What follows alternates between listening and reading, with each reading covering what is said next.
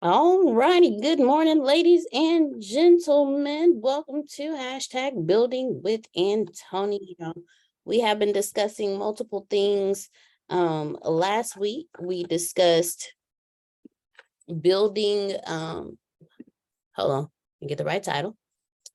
Last week we went over the steps that could be taken to future-proof your business against rapid advancements in AI technology, and we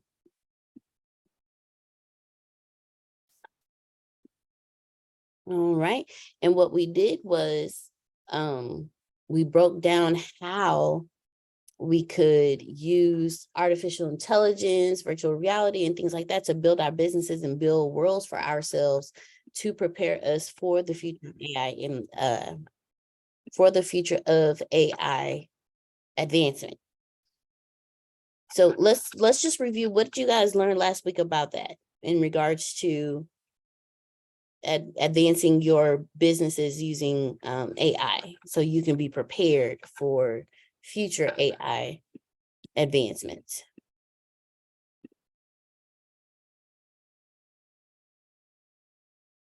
Anyone? Oh, we talked about how you can have your content, get content and create posts for different types of people. And the examples we used were like housemates, and it was housemates and your personal brand. And Antonio went through everyone, he went from apps to the culture to language to with using comments from other people and how to create content from that. I remember, and we did, was that the same day we did something for Adrian? He did the stuff for Yeah, I Adrian. believe so. Or either the day before, or the day after. Yeah, yeah. And so that was really good when he did, he did that for Adrian. But how you can go to YouTube and a topic that you want to talk about. Maybe if you want to do a podcast, and you go to YouTube and find somebody who's talked about the topic or done a video on the topic, transcribe it, put it in the script or one of those AI transcribing platforms, and then go to ChatGPT, and he said every 15 minutes, hey, transcribe this, and it'd be, he said since the example was it was for 2 hours, and so when he broke it down every 15 minutes, it was 8 different sections, and then and then you can make a video on each one and go from there and have 2,240, I think, different videos, pieces of content. So. Okay. So who would like to unmute and tell me how they plan on using what we've learned towards your business, whether you do it yourself or you find a nice little intern somewhere and you teach them all the artificial intelligence things and you pay them to do it. Either way, who would like to say how they're going to use what we learned for their businesses or business or brand?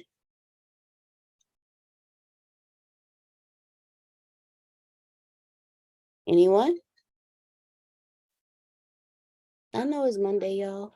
Well, one of the things that I know that I'm going to definitely implement, I'm working on that now, and that is to um,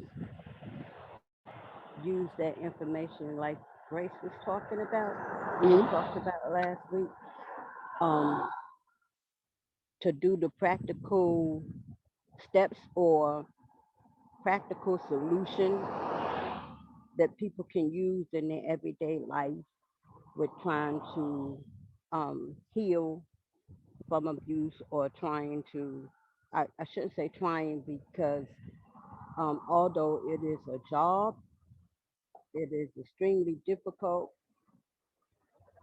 but it is doable. So while giving them those practical nuggets, I call them, and helps and steps and vitamins, then I will also be adding inspirational notes and using the different information from different places to do that I forgot how it go. Well, pulling that information together to add up to those pieces of content. All right. Thank you, Miss Sandra. Thank you very much. Who else would like to talk about how you're going to use what you've learned over the past like week or so when it comes to artificial intelligence and boosting your brand and or your company? Who else would like to go next? And then we're going to move into something different today. Still about artificial intelligence, but something different. So who else would like to talk about what you've learned over the last few weeks when it comes, a couple of weeks when it comes to your business and how you're going to apply what you've learned so far? Not just to your business, but to your personal life. Floor is open. I know it's Monday, y'all. Come on. I'll go.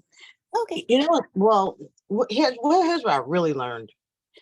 There's no way I'll ever have the same relationship with chat that Antonia does. Because I don't, the way his brain spits out words and sentences and constructs the direction is a little bit, I'm gonna say this really quiet. It's kind of abnormal. I just don't think he's very normal because he comes up with the things he says I would not say, but when you get the outcome of what comes out once of based on what he said, it's like really stupid amazing. And I haven't figured out how I can even if I wanted to copy him, I couldn't do it because my brain doesn't trigger and power like his does. So at the end of the day, the story is this: how you structure your questions has everything to do with the output. So for me, I know that's clear. It even became more clear when he was assisting me, and coming up with again things that I would not have thought to ask it in the way that he asks it. So I'm not really good at chat, so that's what I learned. But I don't care because if I have another problem, I'm a text or call or email Mr. Antonio and says, okay, this is what I'm trying to do. I need some words because I just have to use him as my assistant because I don't speak his language and it's difficult. I don't think we can copy him because again, his brain triggers so differently. But the branding part was really helpful for me. And I continue to think, we figured it all out. And then here he goes coming up with some other stuff. All right. Well, thank you very much, Ms. Adonia. Thank you very much. Yeah, how he does those prompts in ChatGPT is amazing. Absolutely amazing. Absolutely. All right. Who else?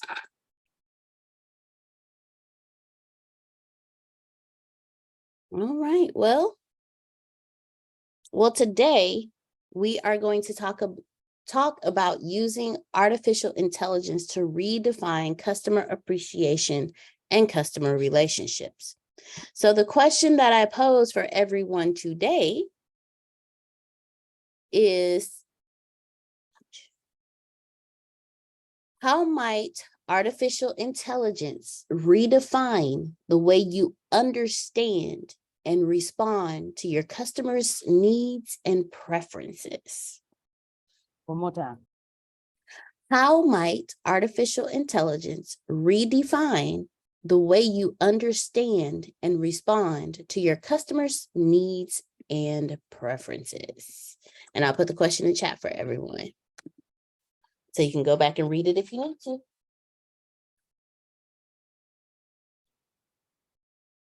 So how might artificial intelligence define the way you understand and respond to your customers, their needs and their preferences?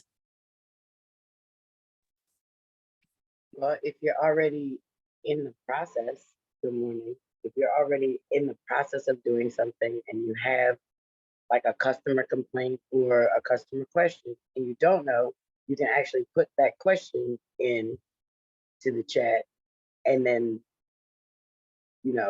have it'll be like you have the answer, but you got the answer and gave the answer, more so coming up with that answer. That's the one aspect. But if not, like the first thing you do is I remember when I asked about how to get customers, Mm, they gave me different suggestions. Like you could do an ebook, you could do a newsletter. So that's how I went about it. They told me what to do. Start like a weekly newsletter, a monthly newsletter, whatever.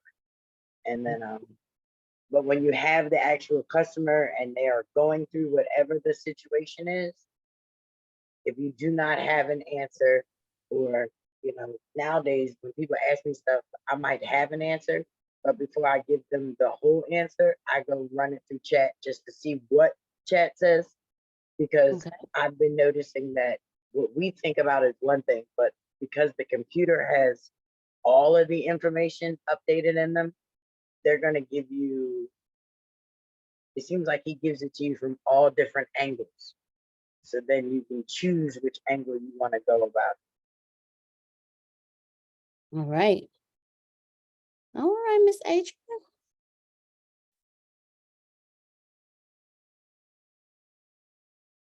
All right. So who else? So what I heard from Miss Adrian was, I'm going to use artificial intelligence to help me answer questions that my customers have for me. So if I'm in the middle of something and I'm building something and a customer asks, well, what about this? Or how do I do that? Or this or that? Or just any questions that they have, she's going to take that exact question, put it into Carlos and have Carlos answer the question. And then she could add to it from her aspect. She can let Carlos do all the talking for her. And what we can also do is, let's say we have a customer who asks us a question, or we have a product out and the customer is like, well, I have this question and that question. We can put the question into ChatGPT and tell ChatGPT what the product is and ask ChatGPT or artificial intelligence, how can I improve this product based upon this question? So so those are ways that you can use artificial intelligence to redefine the way you understand and respond to your customers' needs and preferences. So thank you very much, Miss Adrian. Who else? I was gonna say, along with that, what Adrian was saying, when customers give you feedback on your product and say, oh man, I wish, I like your product, but I wish it had this, or I'm not feeling your product because if it had this, then it would be better, so you could take the comments, go to ChatGPT and tell what your product is, what it does, and ask, how can I, and then put the customer feedback in there, so that how can I improve my product by this? What is, please give me some suggestions on, what I could do to improve it by doing whatever the customer said. All right. Thank you, Grace. Okay. And again, the question is, how might artificial intelligence redefine the way you understand and respond to your customers' needs and preferences?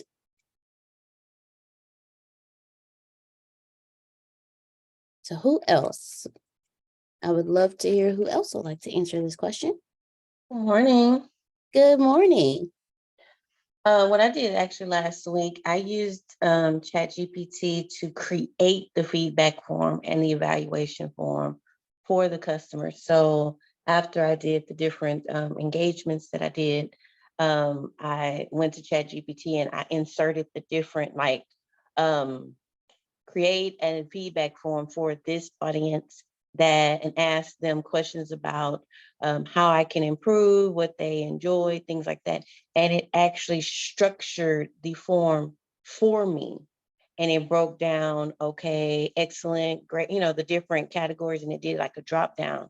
So all I had to do was like copy and paste it into like a Google form to send it off to those emails that I did collect. So I used it for feedback and evaluation. All right, Miss Tracy. Look at that. That is awesome. So she used artificial intelligence to prepare what she needed to get responses from her customers.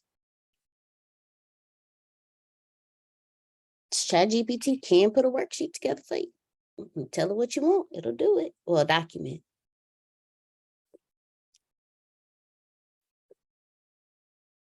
All right. Who else? See, I would say how I would use it. I would use it to see, I would use the analytics aspect of artificial intelligence to see where my customers are as far as their locations, their physical locations, like how many are in the United States, how many are in each country. And then I would, from there, I would, what's the word? Poll my audience to see, okay, what would you guys like to talk about? What would you guys like to hear about? And have them respond to me. And then based on their responses, I'll go to analytics again to see who responded the most. And then I would research the major issues going on within their area. So in the United States, what major issues do we have here? In India, what major issues do we have here? In St. Lucia, what major issues do we have here? And then I would create content based on that, so that way I can feed and keep those customers engaged with me. So that's how I would use artificial intelligence. Who else?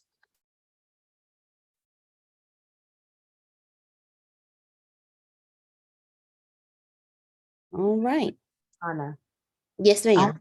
I remember us talking about, because I had an experience, well, he started the conversation, but it reminded me of an experience I had, and that's what a chat bot. I was trying to get answers I can't remember what my issue was at the moment, but and it would, it would say, is this what you want? And I was like, no, and say it again. And they would ask something else and it would give me something else. I said, that is not what I'm asking for. Okay, can I speak to a person? And then it got confused and didn't do anything. And then we went over the process again. So I was agitated by that, because to me, at a certain point, that bot should have had the ability to say, it looks like your problem is a little bit beyond me or a little bit more difficult, and I'm going to get a human for you. And they'll contact you, or here's a phone number you can call, or something like that, to get me out of that spin, because it never helped. We did have a conversation about that experience, and that was helpful, because if we're going to do a chat, we really need to be able to have an ability to connect a person with a human, or what to do if it's after hours, even if it's via email, and someone will get back to you within 24 or 48 hours. So at least I know, okay, someone's going to help. I was really agitated about that circle it kept taking me, and it's like, that is not what I'm asking you, and it just could not get itself out of that circle. So that, Mhm. if you're going to use a chat box, we probably really need to do a good job at being able to connect it if it cannot answer the question. Okay. Now that is that. Okay. So that would be a customer's needs and preferences. So how would we use artificial intelligence? How would we use artificial intelligence to understand and respond to Miss Adonia? How would we reformulate our chat bot so that Miss Adonia wouldn't have that issue?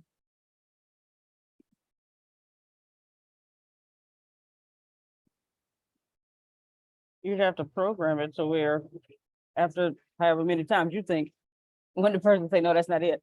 No, that's not it. Okay, no. Okay. I'm gonna have someone, based on if they have your information, based on your information, I'm gonna have someone from customer support or customer service call you. But then before they call, say, hey, this is the number we have for you. Is that correct? Because sometimes people change the number or whatever. Or if they don't have your number, if they don't have your information, I'm gonna have somebody from customer service call you. Please give, your phone number or email address so that we can get in contact with you. All right. Thank you, Grace. And it should really say, we're sorry, we have not been able to answer your question. We give you our word, we will get back to you.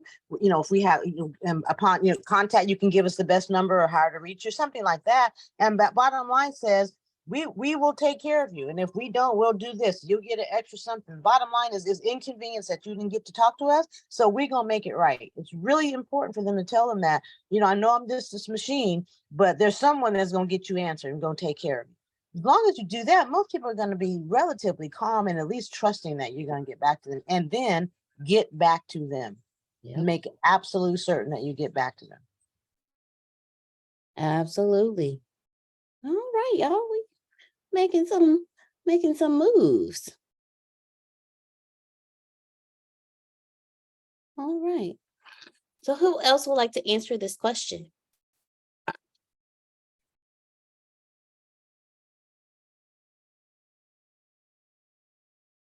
Anyone?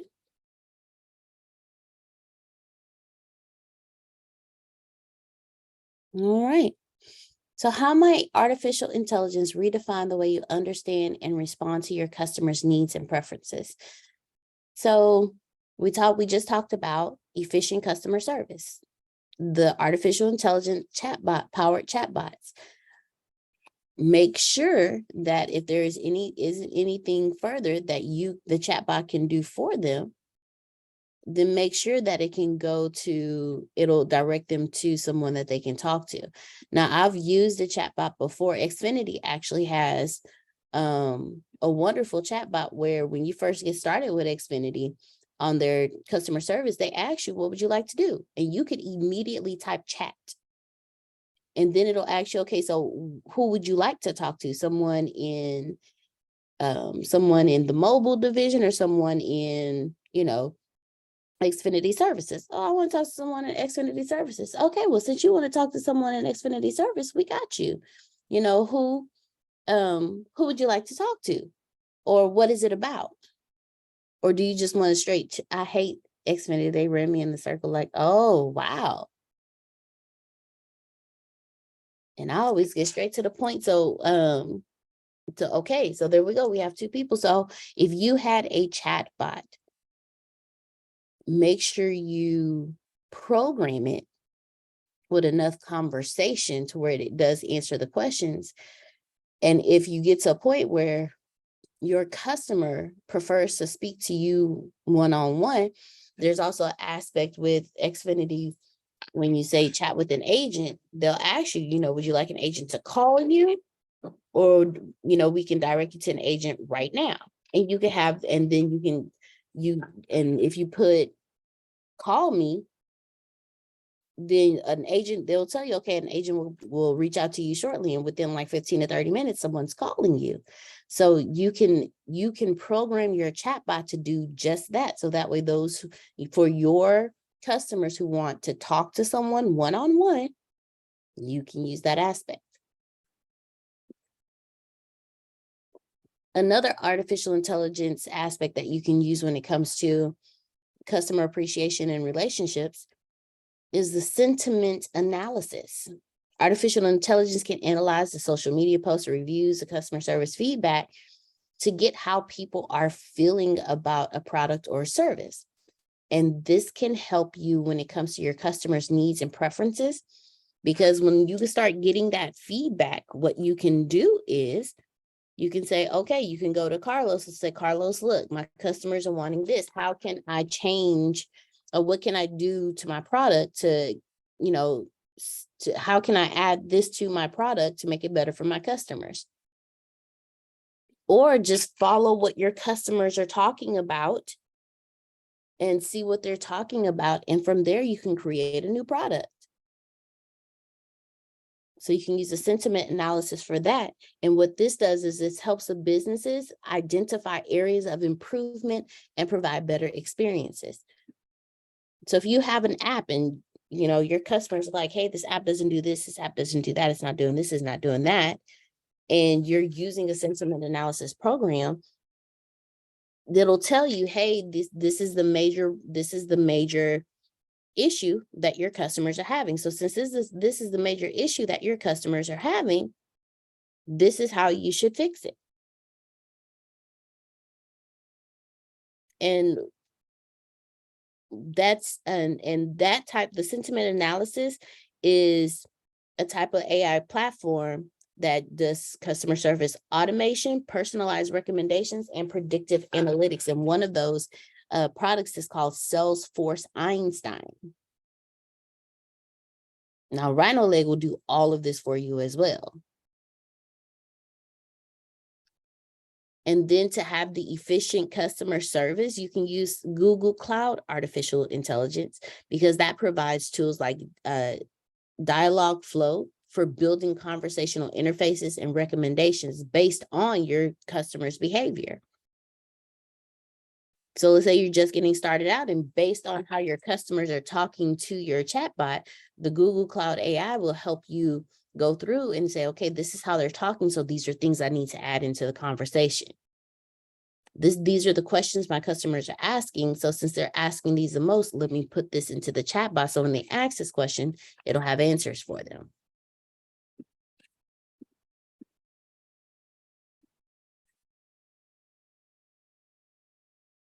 All right.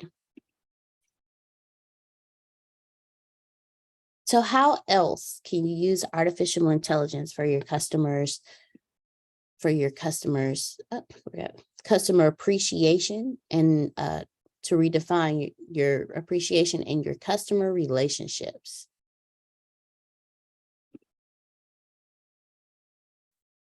Who else?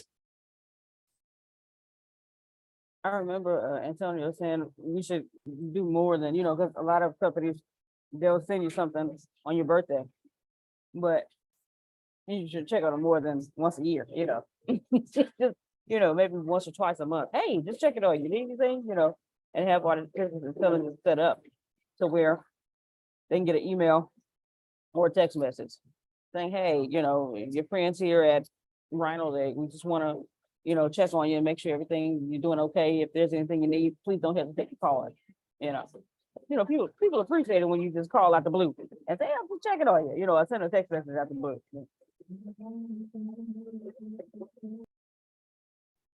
So maybe also not just birthdays, but anniversaries, special occasions, because if you're following your customers, you know what they're doing, what's going on in their life. You're analyzing everything. You're using a sentiment analysis to see what it is. They may have a child has graduation coming up. You can send them something for that. They may just had a death in the family. You can send something for that.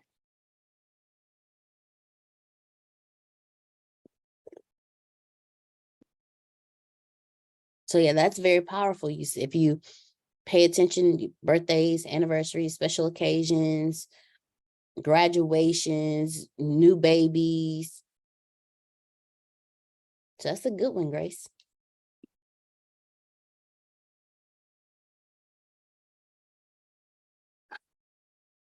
So what about voice assistants?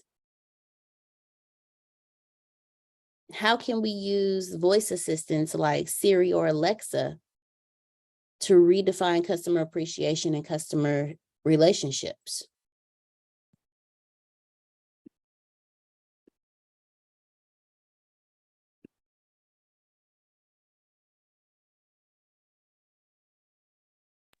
That one's got me stumped.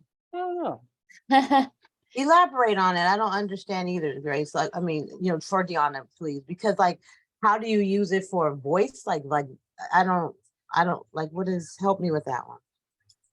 So there was a day that we were on here in Antonio, and I was saying how Antonio had been talking about Google Chat and things like that way before it really became popular, like your Siri and your Alexa.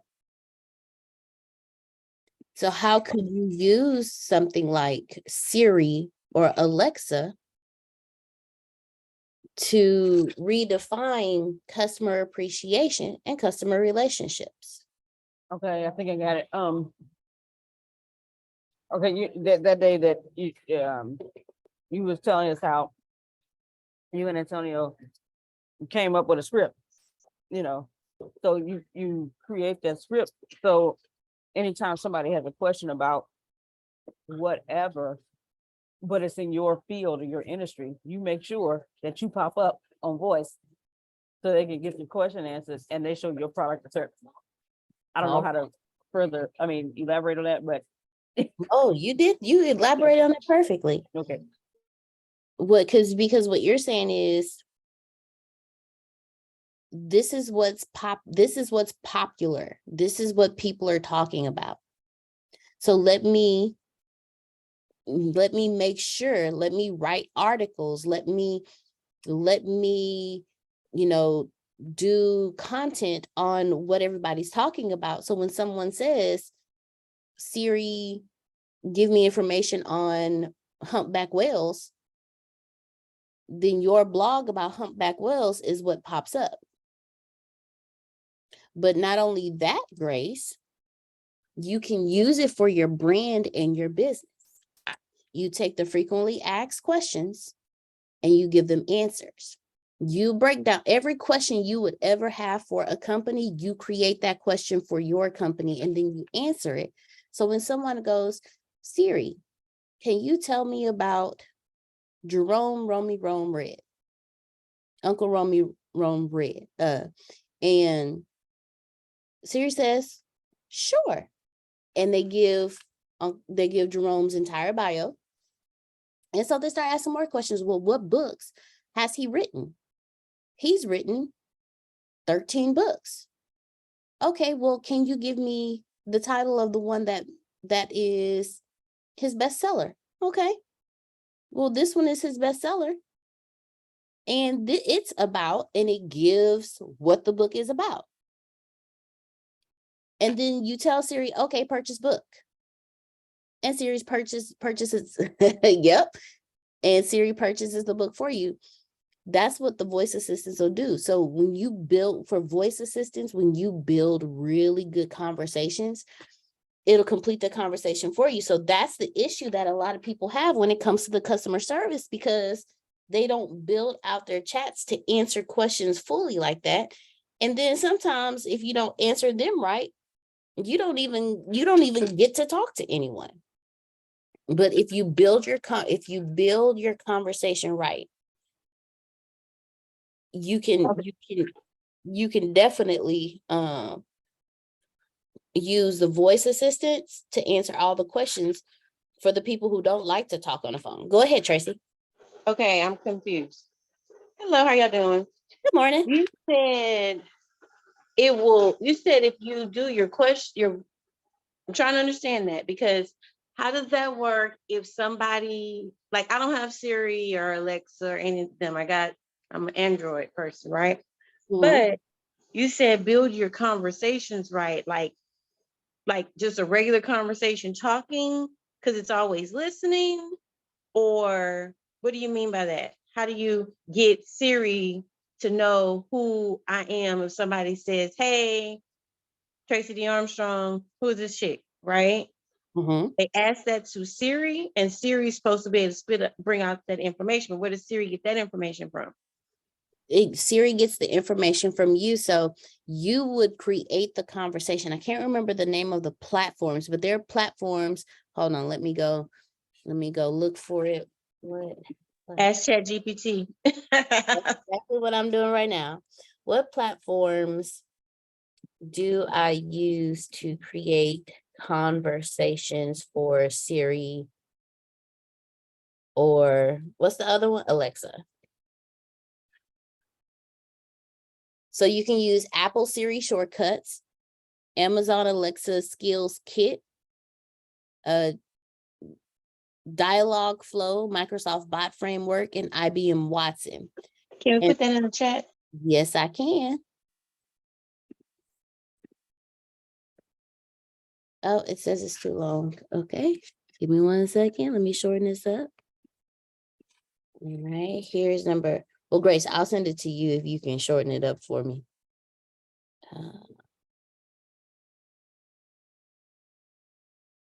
right. And do things like you go to that and then you build whatever you said, the questions that you frequently ask questions that you think people would ask about you or about your product or about something like that. And that's what you put in there for the conversation, so that if they do ask, that you come up.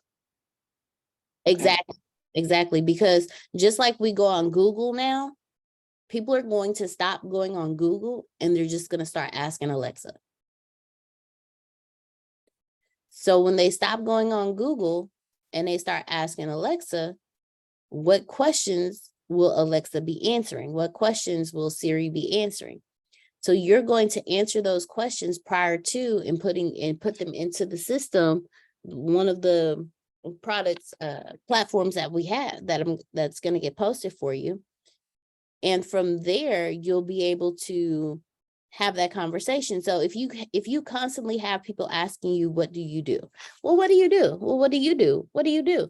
Then what you do is forward that conversation in chat when they go to do Siri or Alexa. What you do is you have a section in there. So when someone asks the question, what does Tracy Armstrong do? Then Alexa, oh, well, Tracy Armstrong, we have, 25, 250 searches for Tracy Armstrong. Tracy Armstrong is such and such and such and such. And that's when you give the bio, and then they can read the bio. And then the other thing is sometimes people don't want to talk on the phone. Like me, I'm a texter.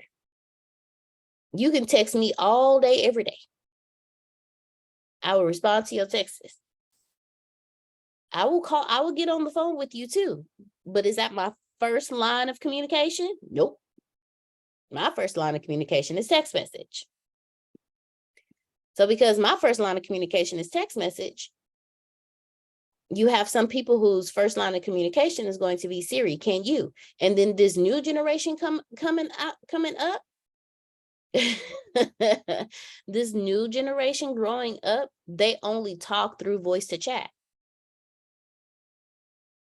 So instead of them typing into Google, they gonna go straight to Siri. Siri, can you? Alexa, can you? I didn't find out that my son was playing a game. He was just having a conversation. I'm like, who are you talking to? He's like, I'm talking to the people on the chat. And I'm like, okay. And I'm thinking it's some kind of like voice, but I'm not hearing nobody else talk back. And like, what are you doing? Hey, go over here. Hey, go over there. And then every now and then he'll be like, Mommy, how do you spell this? And I'm like, sound it out. He said, well, I'm trying to tell him real fast. I'm like, what are you trying to tell him real fast? Sound it out. Only to find out that he's been doing speech to text while playing in his game. Fortnite. There's another one he plays. I can't remember the name of it. One of them games. It's Is it Roblox or? Well, yes, Roblox. Yes. Roblox, and the money is Robux. Yeah.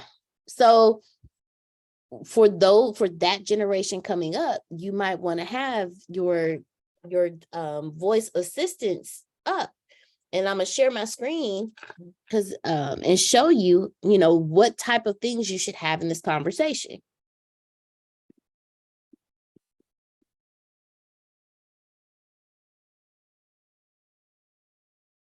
So you break it down into sections. If you want to generate leads, what does that sound like? If someone asks you the question, Tracy, why are you on Alexa? If somebody asks the question, Jerome, Alexa, what makes Jerome successful? Just simple questions like that. If someone needs to contact the office, if they go into Alexa and say, Alexa, contact Grace Sandals. Okay, I will have someone from we wrote this in the conversation of Antonio responding to them. So this will be Grace responding to them. So Alexa, contact Grace Sandals' office. I will have someone from my office contact you within the next day. What is your telephone number? And then you give Alexa your telephone number. Okay, one of my best people will contact you at, and then it repeats the customer's number. What if you have free content you want to give away? Does Sandra Lucky have free content? Yes, my free content is everywhere. You can either search Sandra Lucky on whatever search platform that you use, or you can visit your favorite social medias. And there you go. Okay, so what podcast does Adonia have? Well, I have many podcasts in many different categories. So when I say have the conversation, the questions that you think somebody would ask you, those are the questions that you answer. And what will help you is start off with the questions your customers have already been asking you. So I challenge all of you today, the questions that you've been asked about who you are, what you do, start a document for your voice assistants, artificial intelligence, for your for your Alexa and your Siri. Start that conversation now. Just pull up a document, and every time someone asks you a question, you put that question on the document and you answer the question, and then think, okay, so if this was me, what's the next question that I would ask? And then you put that question there and then put the answer there. So now you've already started your list of frequently asked questions, and then you just build from there. Go ahead, Tracy. I was gonna say, so I could ask ChatGPT, what are some frequently asked questions for like that particular type of platform, so it can give me the actual, like I don't have customers asking me questions. Does that make sense? So like I don't have, oh, what are customers asking? So should I go on ChatGPT and say, what are frequently asked questions for this particular type of career or profession that people ask Siri or Alexa, and then it can give me the questions, and I take the questions and put them into the stuff that you put in the chat? Definitely. Okay. And not just use ChatGPT for the frequently asked questions, but also what questions would you ask you? Put yourself on the other side of you. So Tracy A is asking Tracy B, Tracy, what do you do? Tracy, how do you do it? Tracy, why do you do it? Tracy, where do you do it at? Tracy, why do you do this? So do it both ways. Ask ChatGPT, but also think about the questions you would ask a company. So if you know this person is a speaker, a professional speaker, what questions would you ask them? If you know this person is a consultant, what questions would you ask them? So interview yourself. Interview yourself, and then write those questions down, and you put those questions in there as well as the frequently asked question.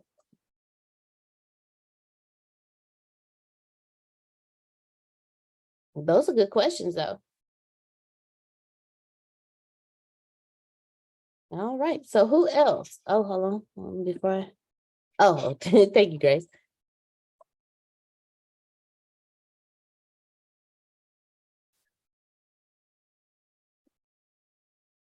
Who else? Come on, y'all, wake up.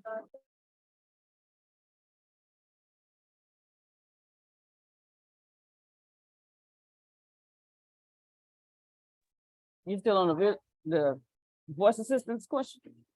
That's Voice definitely- assistants, or the actual question that we're asking for today.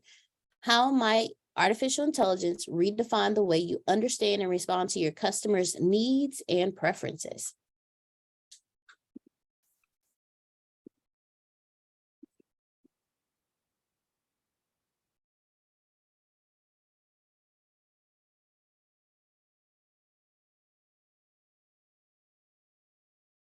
Anyone?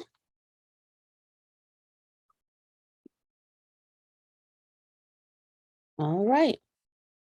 Well, what I'm going to do now is I'm going to say that question for tomorrow. Anyone else? Okay, so let's move to another one.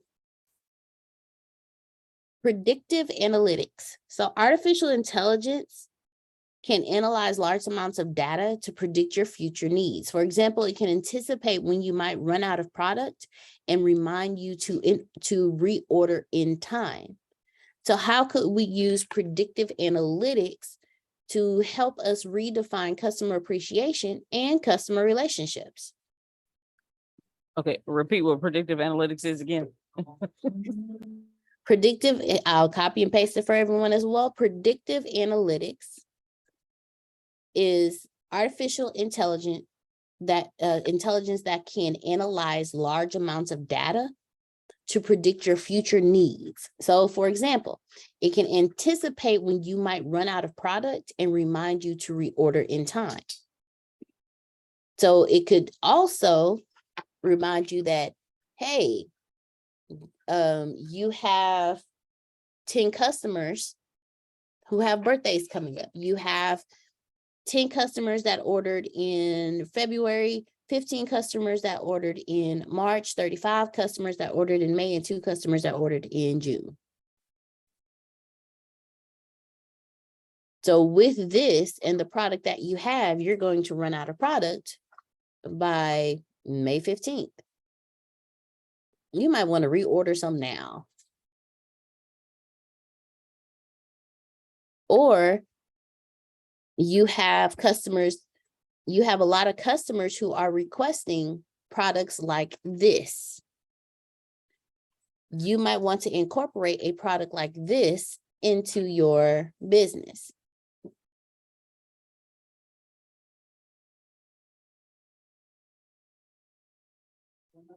Also, you could, oh, go ahead, Tracy. Well, no, I'm trying to keep up, right?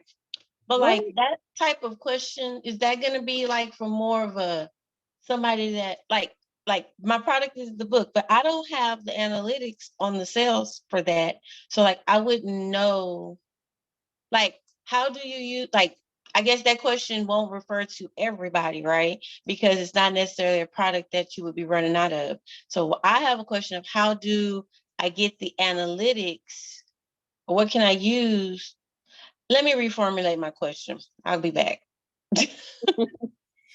I think I may get what you're trying to ask. Like, okay, so I don't have a product. So how could I use predictive analytics for what I do?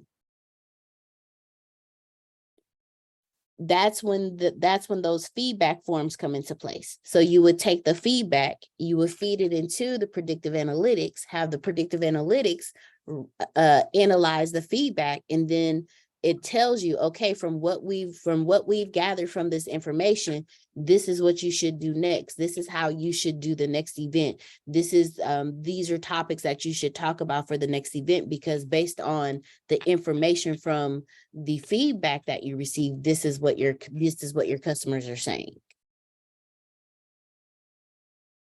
Okay. I keep forgetting that's what it is. I am my product. I forget that. I'm thinking product as part. Yeah, okay. And the things that you give away and stuff, they like when you start making merch and all of that kind of stuff, that all that becomes your product. You are the product though, but you, girl, I was about to say that. Come on, Miss Adrian. So that's one way you can use predictive analytics. You can use predictive analytics in your sales. If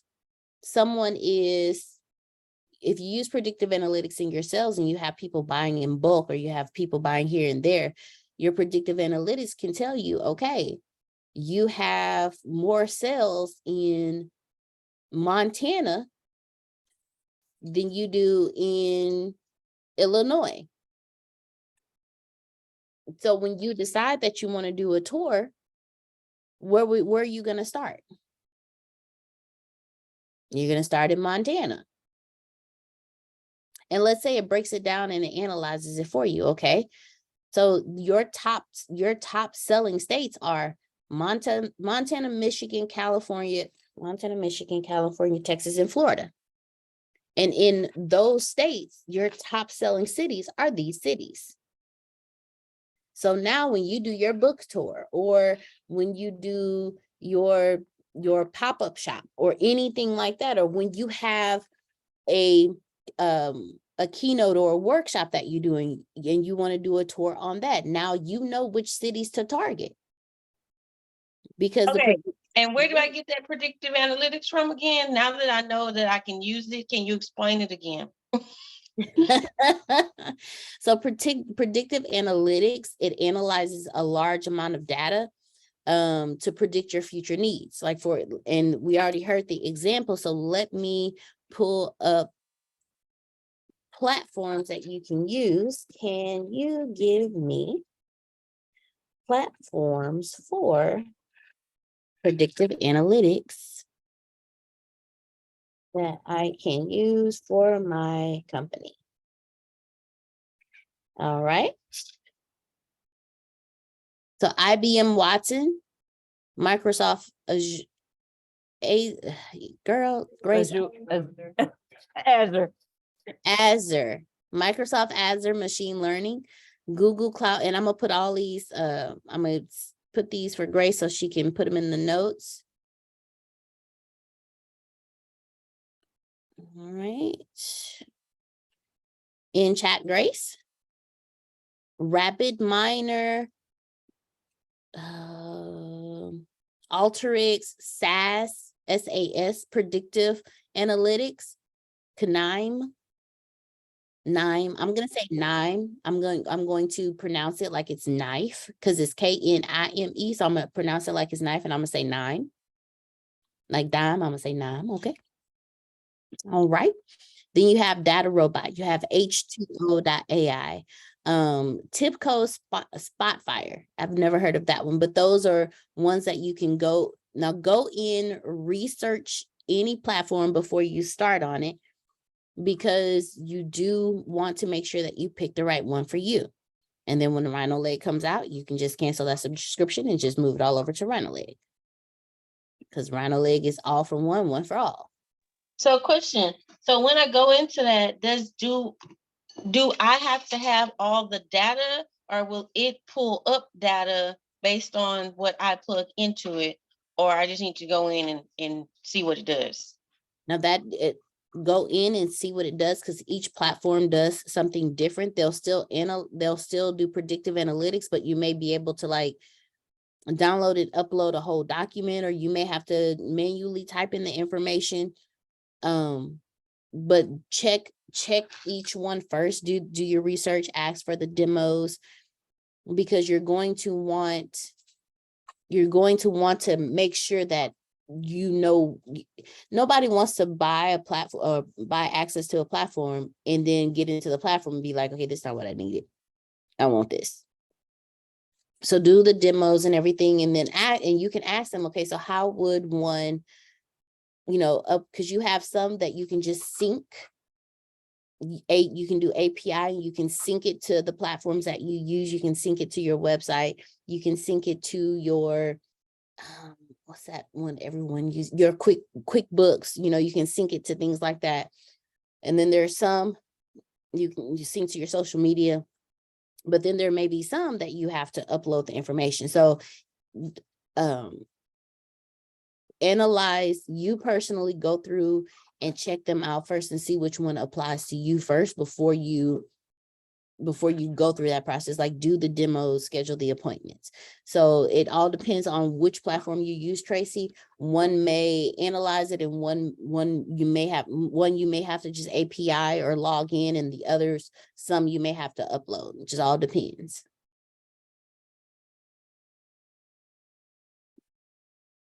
Got it. All right. All right, everyone. So how might artificial intelligence redefine the way you understand and respond to your customers' needs and preferences? That's the question that we are working on today. Who else would like to go? With the predictive analysis, analytics, can you also, can it also help you with, I'm trying to say it, such, Deanna was interested in, the iPhone on whatever company, whatever website. You could also send her an email saying, hey, people also bought this, maybe she may be interested in this, stuff like that. All right. Let me, I believe with the predictive analytics, you can, I think you can do that, Grace. But I think there's, hold on, let me see. That may be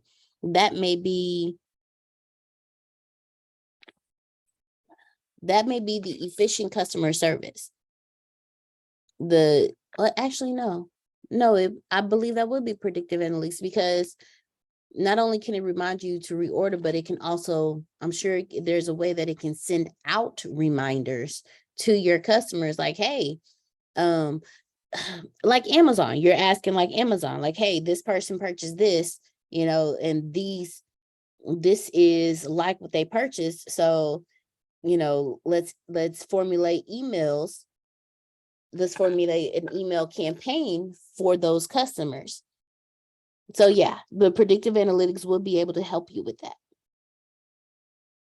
That's a good one, Grace. Thank you. All right. So today we're talking about using artificial intelligence to redefine customer appreciation and customer relationships. And the question that we're answering is, how might artificial intelligence redefine the way you understand and respond to your customers' needs and preferences?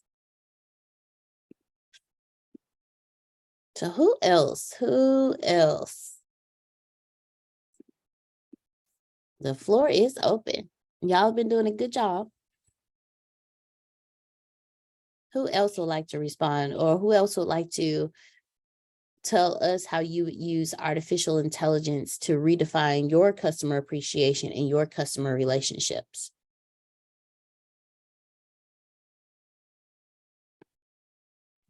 And I have one. Antonio often says, you go look and see what people are complaining about, and you create content around that. You can actually have it analyze that. What are the top 2 or 3 problems that people are having, or frustrations they are having, and provide me an avenue or some tools to be able to address those questions, or address those issues, could be great. And then maybe even ask it, what kind of products could I create to assist them with not having, or to removing that problem. That's a good one. That's a real good one, Miss Adonia. Because ultimately it boils down to your customers. What are their wants? What are their needs? What's hurting them? Antonio says we either run towards pleasure or away from pain. So you can, that was a good one, Miss Adonia, real good one. All right, who else? How might artificial intelligence redefine the way you understand and respond to your customers' needs and preferences?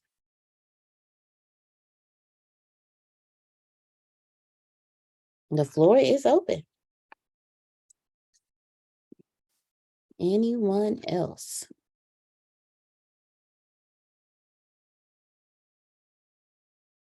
All right, so let's talk about personalized recommendations. We talked about it a little earlier about sending out the birthday cards, but artificial intelligence can analyze your past preferences and behavior to suggest products or services that your customers might like Grace was saying earlier, and it can make suggestions similar to how a friend would recommend things to you. So Grace, the personalized recommendations will work, but then also think about this. You can also use personalized recommendations like, hey, I see you purchased this. I see you liked this. I see you put this in your cart. I saw you talked about this. So I wanted to recommend this to you.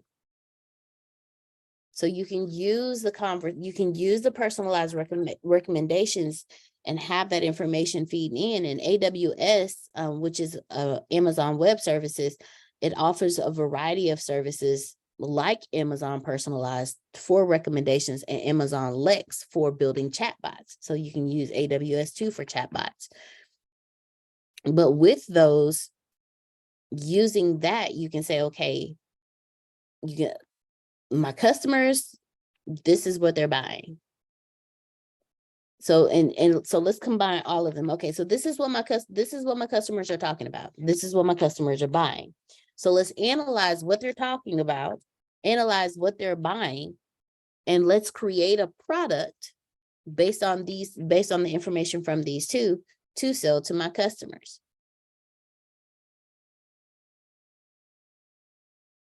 Okay, I have a question. Go for it. How to do this.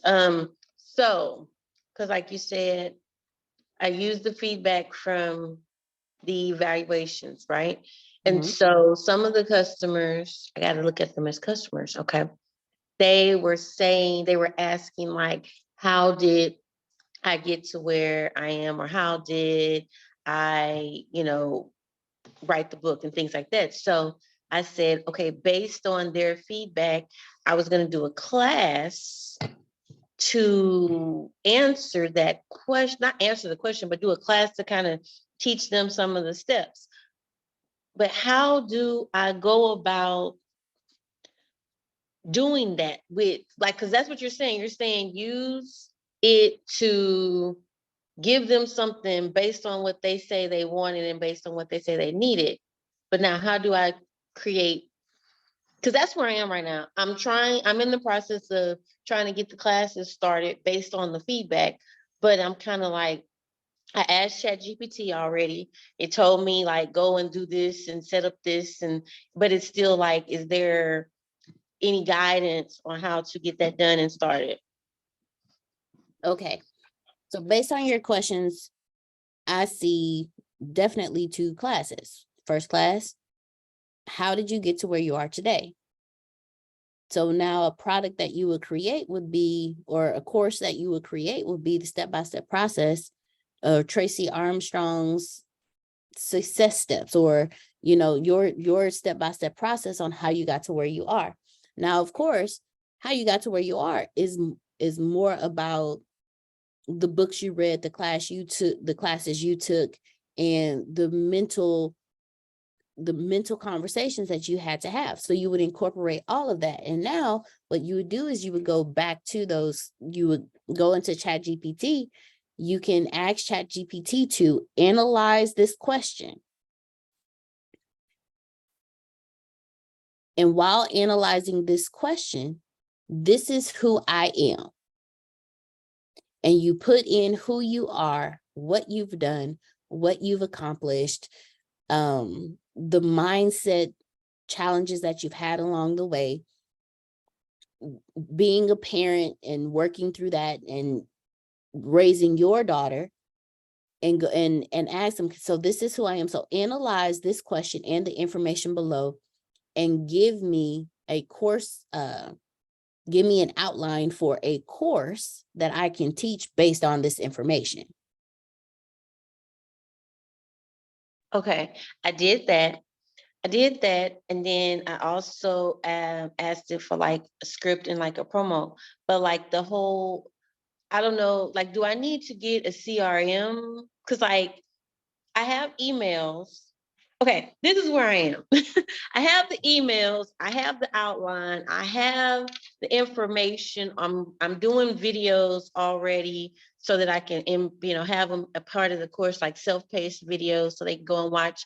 I'm gonna do a live virtual one, not one-on-one, but a live once a week. So like I have my game plan, but my execution on the technology side, when it comes to, I want them to, it's like, I want them to sign up for the class and pay money for the class. But going backwards, I'm like, I don't want to ask them for the money without explaining to them what the class is first. And then I want to do the whole, okay, well, you sign up, get this free. And then, so it's kind of like I'm stuck right there with how all of that's supposed to, and I don't even know if that answers, if that's lining up what your question is. I apologize.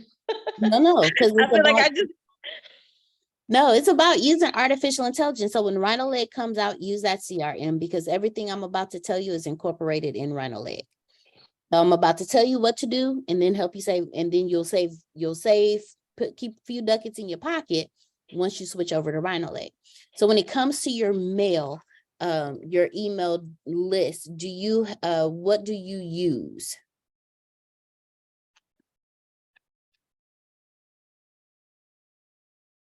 Uh-oh.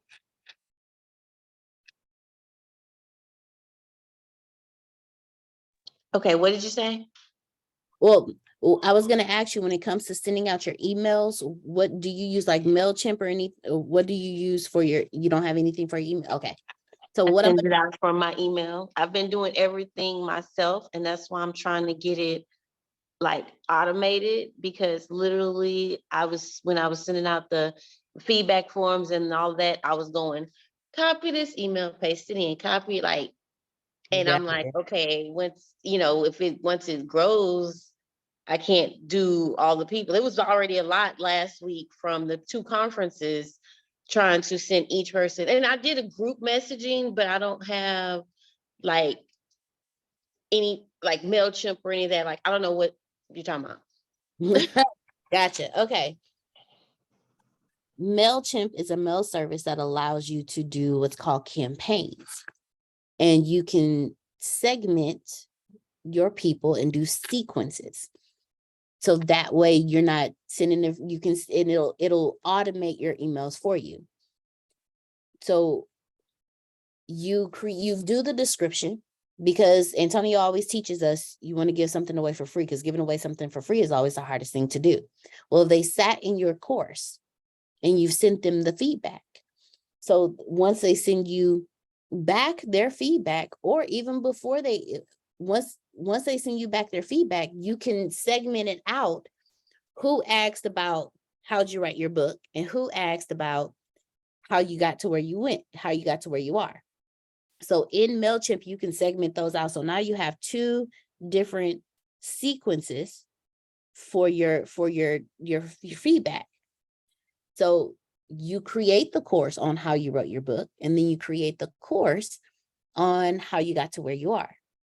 So for those who ask the question, well, Tracy, how did you get to where you are? Now you can just put in their email addresses, and it'll send them to the individual. So they say, hey, Grace, you asked me, how did I get to where I am? Well, first off, I want to thank you so much for asking that question. And I have a course that is coming soon, and this is what the course is about. But before the course, and if you would like to be a part of this, put your name on the waiting list. And so you put a link in there and create a waiting list, or it's in Zoom, because Zoom has a way that you can do not webinars. And so you give them the link to sign up for the webinar. So now they're on the waiting list.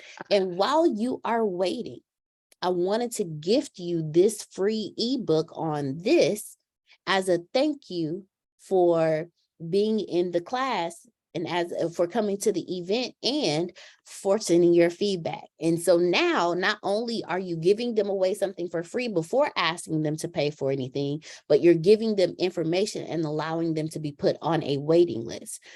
And then with that, Pause right there. That's where I am, because I've already figured out my free thing. I already have my link for my free thing. So in MailChimp, is that where you put the link to the free thing? Okay, because like I'm going literally what you're saying, step by step. So I just do I need to pay for that? No, MailChimp has different tiers. Left. Okay. The more emails you send out, yes, you will eventually have to do that. But once RhinoLeg comes out, you can just. And then I just take the emails that I have and put them in MailChimp, and then put the link to the free thing in MailChimp. So I need to do a Zoom, because I know what you're saying, in Zoom and have where you have to register for the webinar, and then that's how you collect their information there. But then when I collect the information there, that means I got to turn around and I got to do a webinar. I have to do a video. Do I need to do a live Zoom? How does that, You can do it live. You can record it and have it pre-recorded. So when you're ready to run it, you can, or they can sign up and you can do it first. And then when they sign up, and you can have that for free and then have something else to sell them. It depends on how you want to do it.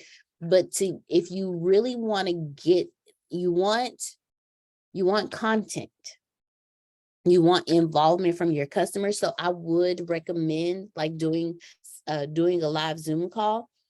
But what I'm gonna also do is I'm gonna ask Antonio if he can jump in here and also give you some feedback, because he has a whole document of webinars broken down on how he's going to do it, when he's going to do it. Antonio, can you jump in here and help us out? No, I mean, you answered everything perfectly and properly. I'll take a practical approach because the question has been answered and she can look like she can keep going. Your problem right now is you're stuck, obviously. You don't know what to do next. That's going to happen. That should be happening to Adonia as she has some sort of course. Should be happening to Phil and Susan, or it will happen once they finish their stuff. Anybody, Adrian, anybody who has a course of some type, you're excited, and then the moment you finish and it's time to launch it, that's where this problem comes up that Tracy has. Like that's where she is. The reason why is because you know the idea is going to work, but you don't have your first follower. You get it? So what I've done, I don't want to tell you what to do, but I do it to this day. I did it with Pathbender. I didn't do it with Pathbender. I didn't have to. I did it with leadership. I did it everything. You get 2 or 3 people and you know are going to talk, that you know need the material. And then you convince everybody that those 2 or 3 people have paid full price, whatever your price is. Because you got 2 problems. Problem number 1, you can't get started. You can if you get 2 people, 3 people who are going to take your class, because you got, which solves problem number 2. You don't even know exactly how you're going to teach. You have an idea until you actually start teaching it. And when they start talking back to you, it will change the direction of your class. It's going to go to the same place you were going, but you're going to say, oh, okay. I didn't know they wanted it to be 2 hours and not 35 minutes. I didn't know it was going to be open Q&A. I thought it was going to be my script, but they had questions. And so this is the problem. That's how this particular platform even got started. I tried to do 15 minutes. I don't even know what I was thinking, but apparently y'all are far hungrier than 15 minutes. And then I always have my agenda, but since my style and I keep telling people just say whatever you want at any time, then that's how that came up. Y'all shaped what this looks like, and its length, and etc., and its content, right? And its content. If it was me, I'd be doing law of attraction right now, every morning, Monday through Friday. Y'all shaped it. So get 2 or 3 people who you know it. I didn't say get 2 or 3 people. Y'all know that this is no longer advice just for Tracy, right? Get 2 or 3 people, 4 to 5. Let's say you have a conference. Let's say you have a conference and you need to sell tickets. Get 2 to 3 people, 4 to 5 people, and have them come who you know are going to talk. Here's the deal. Y'all are going to ask plenty of questions from a real place, or you owe me $3,000. This class costs $3,000. So this is our agreement.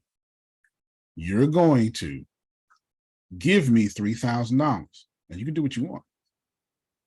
Or you're going to pay me through engagement, because people who pay attention. And then you are going to get what you need, but you're also going to do 2 things for me. You're going to help, because it's going to be recorded, right? So you don't want to be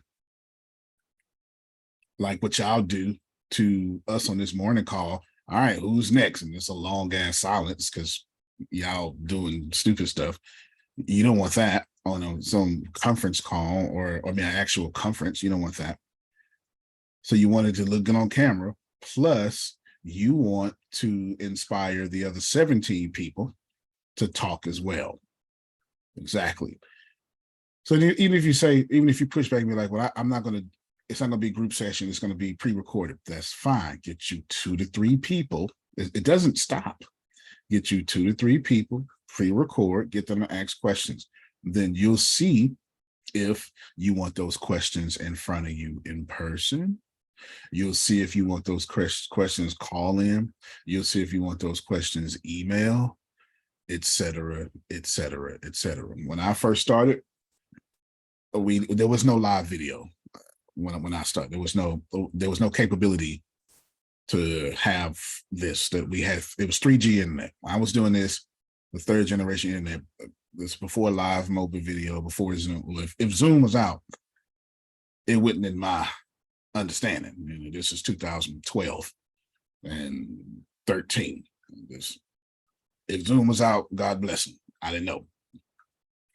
But what I understood was I didn't like talking without somebody in front of me. So I would have Tempest, and I would have Deanna, and I would have Grace, and I would have Shannon, and we would just sit there, and I would go through my agenda, and I would just give them permission to say something. But I made sure I designed my programs, whatever I was talking about, around what they needed.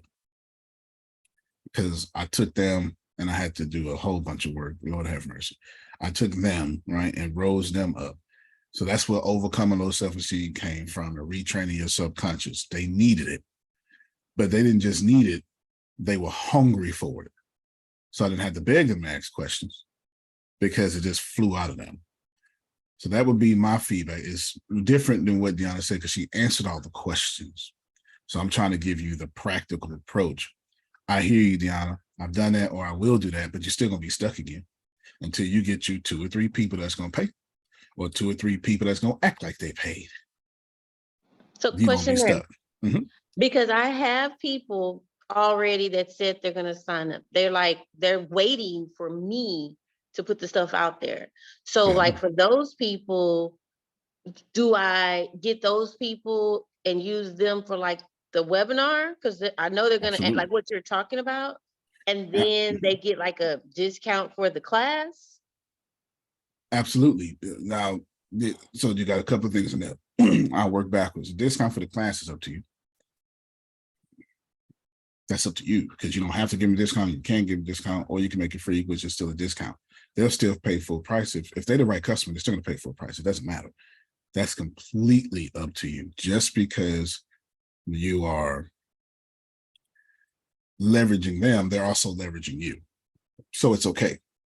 Maybe. Antonio, Yes, sir. you should never discount. You should add something on top of it that has low cost to you and high privacy value for them. You don't want to be known in the marketplace as somebody who discounts. 100% true, which is kind of in the nation in which I was about to say next. You can tell them that they're just part of they get to be part of your live audience when you ask questions, because maybe your platform isn't live audience, but you're like this, and you have certain squares who have the privilege, like you are doing right now, to drive that conversation. Maybe that's the incentive, or one of the incentives. No matter how much I answer, the answer is going to be infinite, because you can do however the light comes out of you. But more now specifically to your question, yes, you use them should you choose to do so, but let's take webinar out of it. And let's just go practically for a moment. In fact, let me stop. The reason I want to take webinar out of it is because y'all get something in your head, and that's the only thing that exists. So let's take webinar out of it, because I promise you I'm helping Adonia. Adrian's got a course. Adonia's got a course. Trinace is doing a whole conference. I can assure you These people are being helped. They making coffee right now because they all got the same problem. Because if you had the answers to your course, you'd be doing your course. We're here because we're stuck. And every day we find a new way to get stuck. That's what winning is. You find a new way to get stuck. That's what winning is. So take webinar out of it and just say, I need 2 or 3 y'all to come in front of me. And just go. And it could be for 5 minutes, 10 minutes, whatever. Just say, there's no agenda here but mine. I'm going to teach real quick and then see what your audience wants. You don't know. You can poll them all you want to, but until you put them in the environment and until they taste your cooking, until you start talking, they may be, that was good. You explained so well, I didn't need to ask no questions. Or they may say, wait a minute, Tracy, wait a minute. You can't keep going. That was good. You may have a whole Black church call and response choir. I mean, you may. And then if that's the case, if you start talking and a bunch of people going, that's it. In the background, well, time for you to mic up your audience. You don't know these things until you do it. If you have I was on 100.7 FM radio for a couple of years. Forget that. Just know I was in a primetime spot and I had the #1 little, 25-minute show. It had nothing, Jerome. It had a little bit to do with my skill, just a little bit. The crowd was mic'd up. So what happens, let me tell you what happens. Everybody's listening to 100.7 F, it's Christian radio.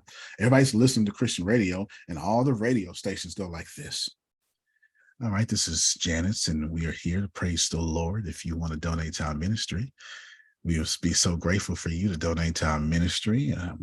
We're doing great things. And this afternoon, in this August, we'll be taking a mission trip out to someplace and we'll be digging wells and restoring electricity and running water. So we love that you come into the Temple of House Faith and listen to us today. We'll be doing John. And in John, we're going to go chapter 9 today. And that's 25 minutes. And then you get my Black self come up there and the whole crowd mic'd up.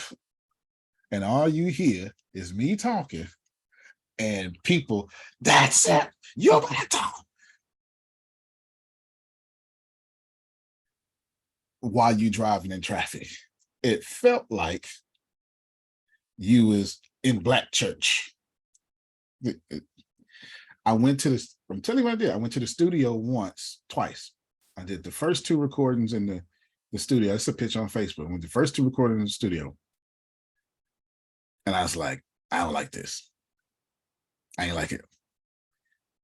Who cares, Jerome? I didn't like it. So I was like, I got my own microphone equipment stuff. So I mic'd up the whole church. So if you sneezed, it was on the microphone. You hear me? But you don't know if that's the route you're going to take until you do it. If y'all listen to Joel Osteen and his podcast, you can hear the crowd. The crowd is mic'd up. You've probably never been, but there's mics that hang down. And you hear somebody go, that was good. You'll hear that. It's real soft in the background. You'll hear it. So to keep this, let me challenge you. It's summertime. Put everybody on the spot, including yourself. And Friday, I guess you having some sort of conference, aren't you? For 30 minutes, an hour, something. Invite those people. And then if you want us on the link, send us the link and then see how you do it. I promise you, every last person here, the moment you start your course and the moment you do what you started and stay with what you started, you're never going to be successful. You didn't ask. This problem is y'all are smart. That's the problem. Adonia is smart. So she's coming up with her outline. Susan is smart. She's coming up with her outline. Tracy came up with her outline. Ain't then one of us invited the Pilgrims and the Native Americans to sit down and talk.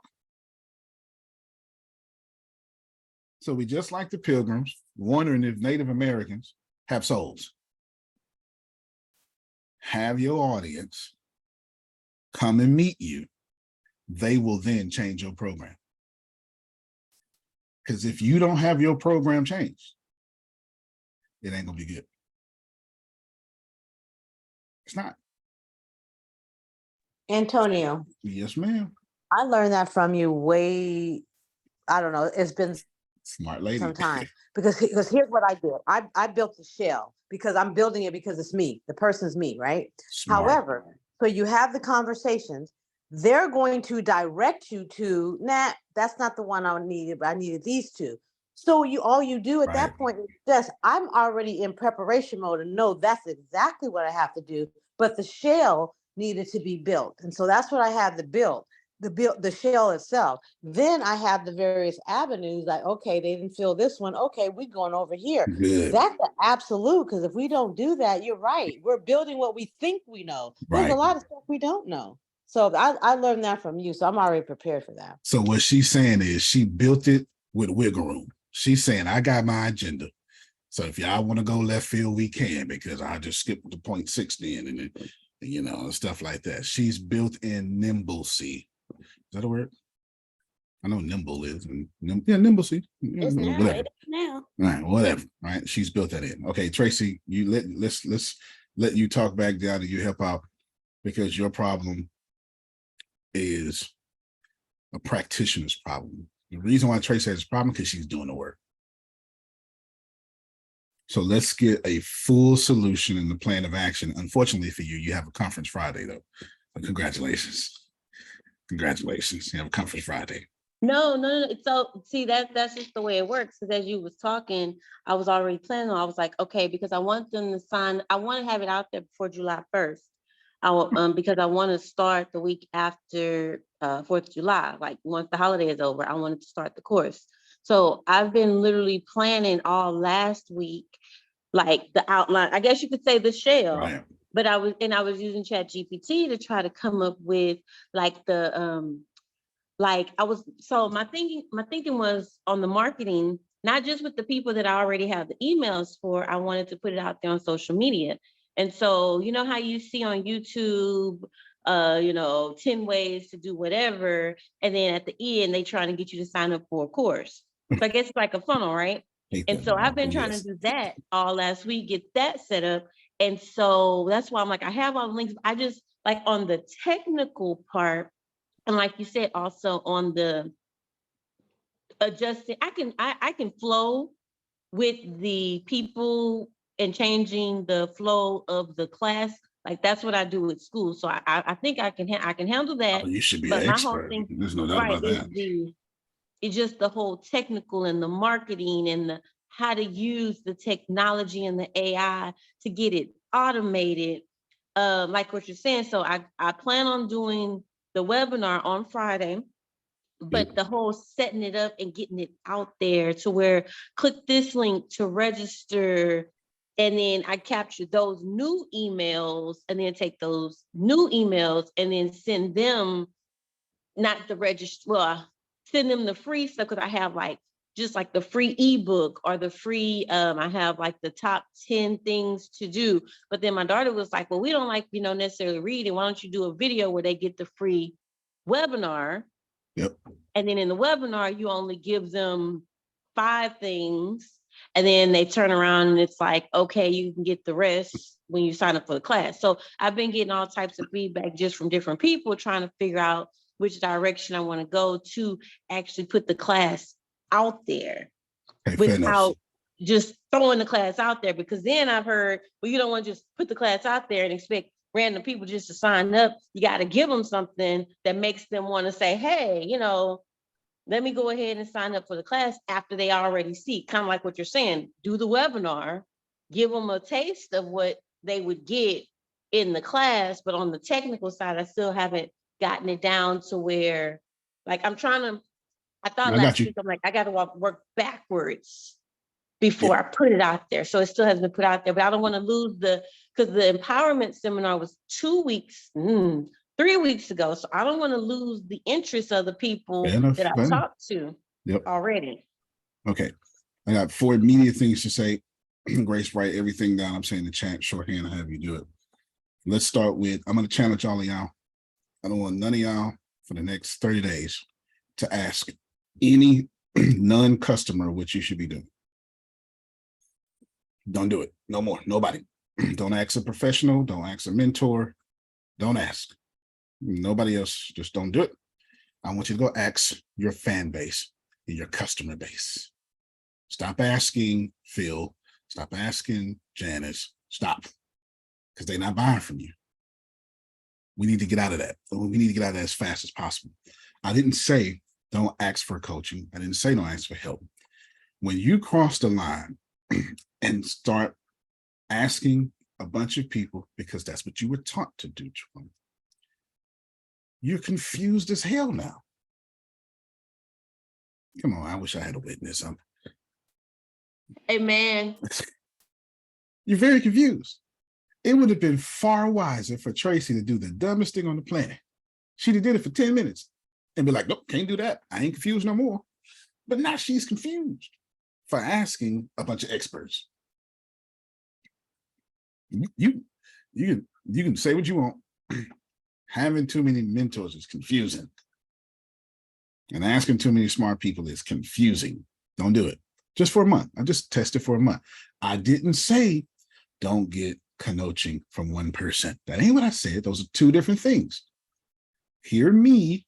Don't hear what you think I'm saying. Get you one mentor, 2 tops, or get you one mentor in each category of your life that you have desire to improve. But do not, for the love of God, keep asking people who ain't making the money you want to make what you should do. Because I heard a bunch of bad advice in there. But don't just put it out. Well, then what you gonna do? You gonna hide it in your panties?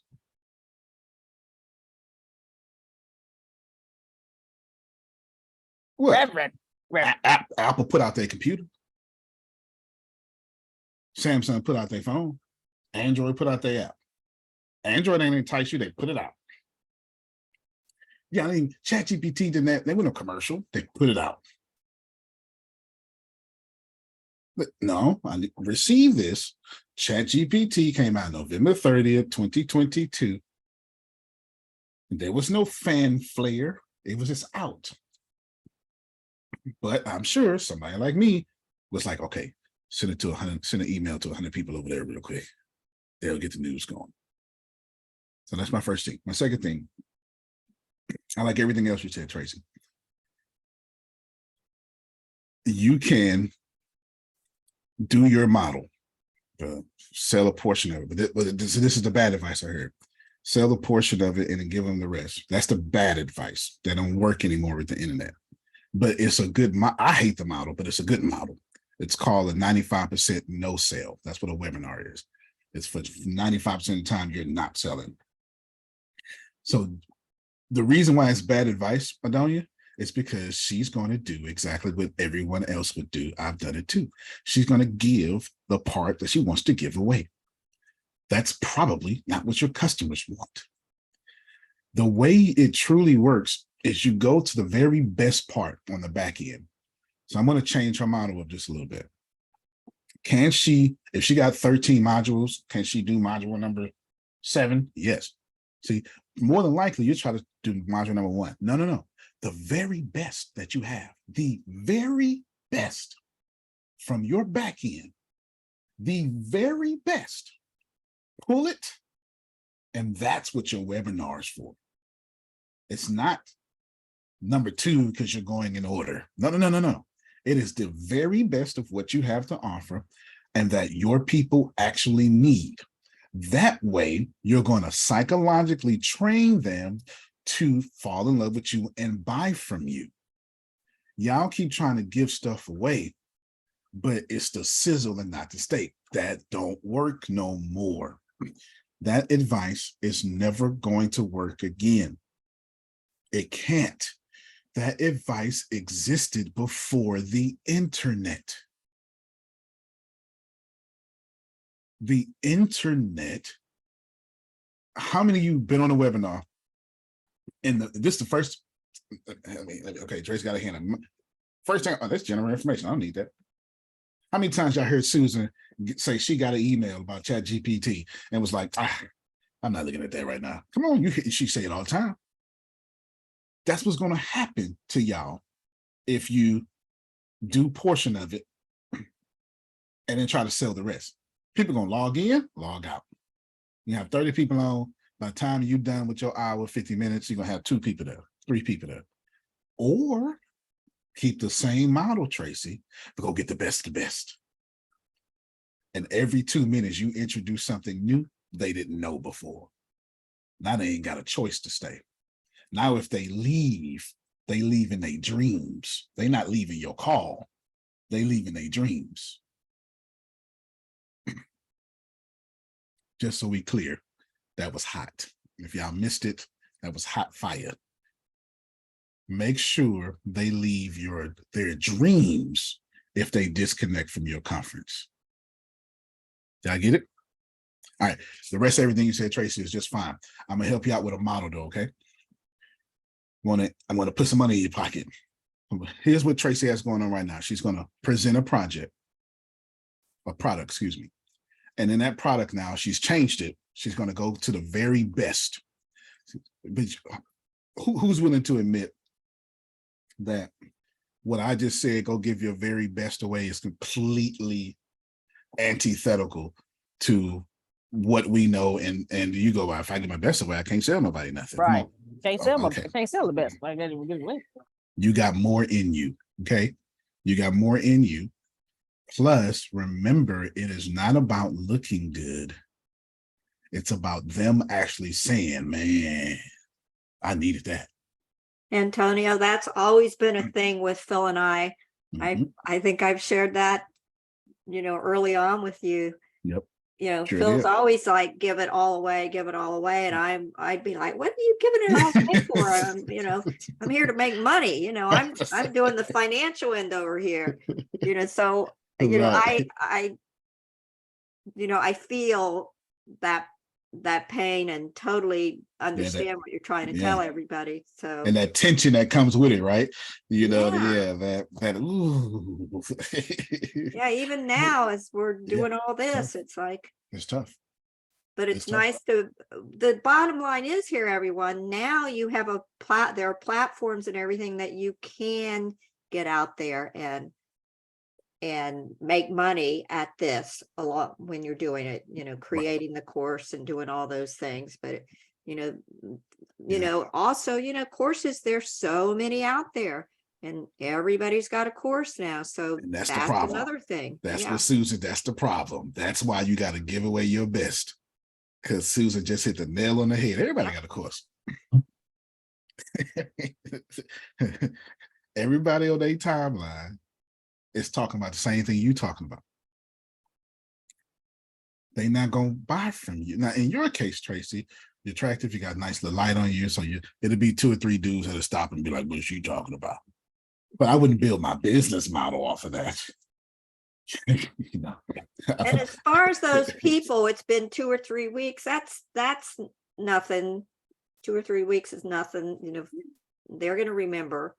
Yeah. And then you could put some of your material in ChatGPT and say, hey, give me 6 emails that I can email to people who just left my conference.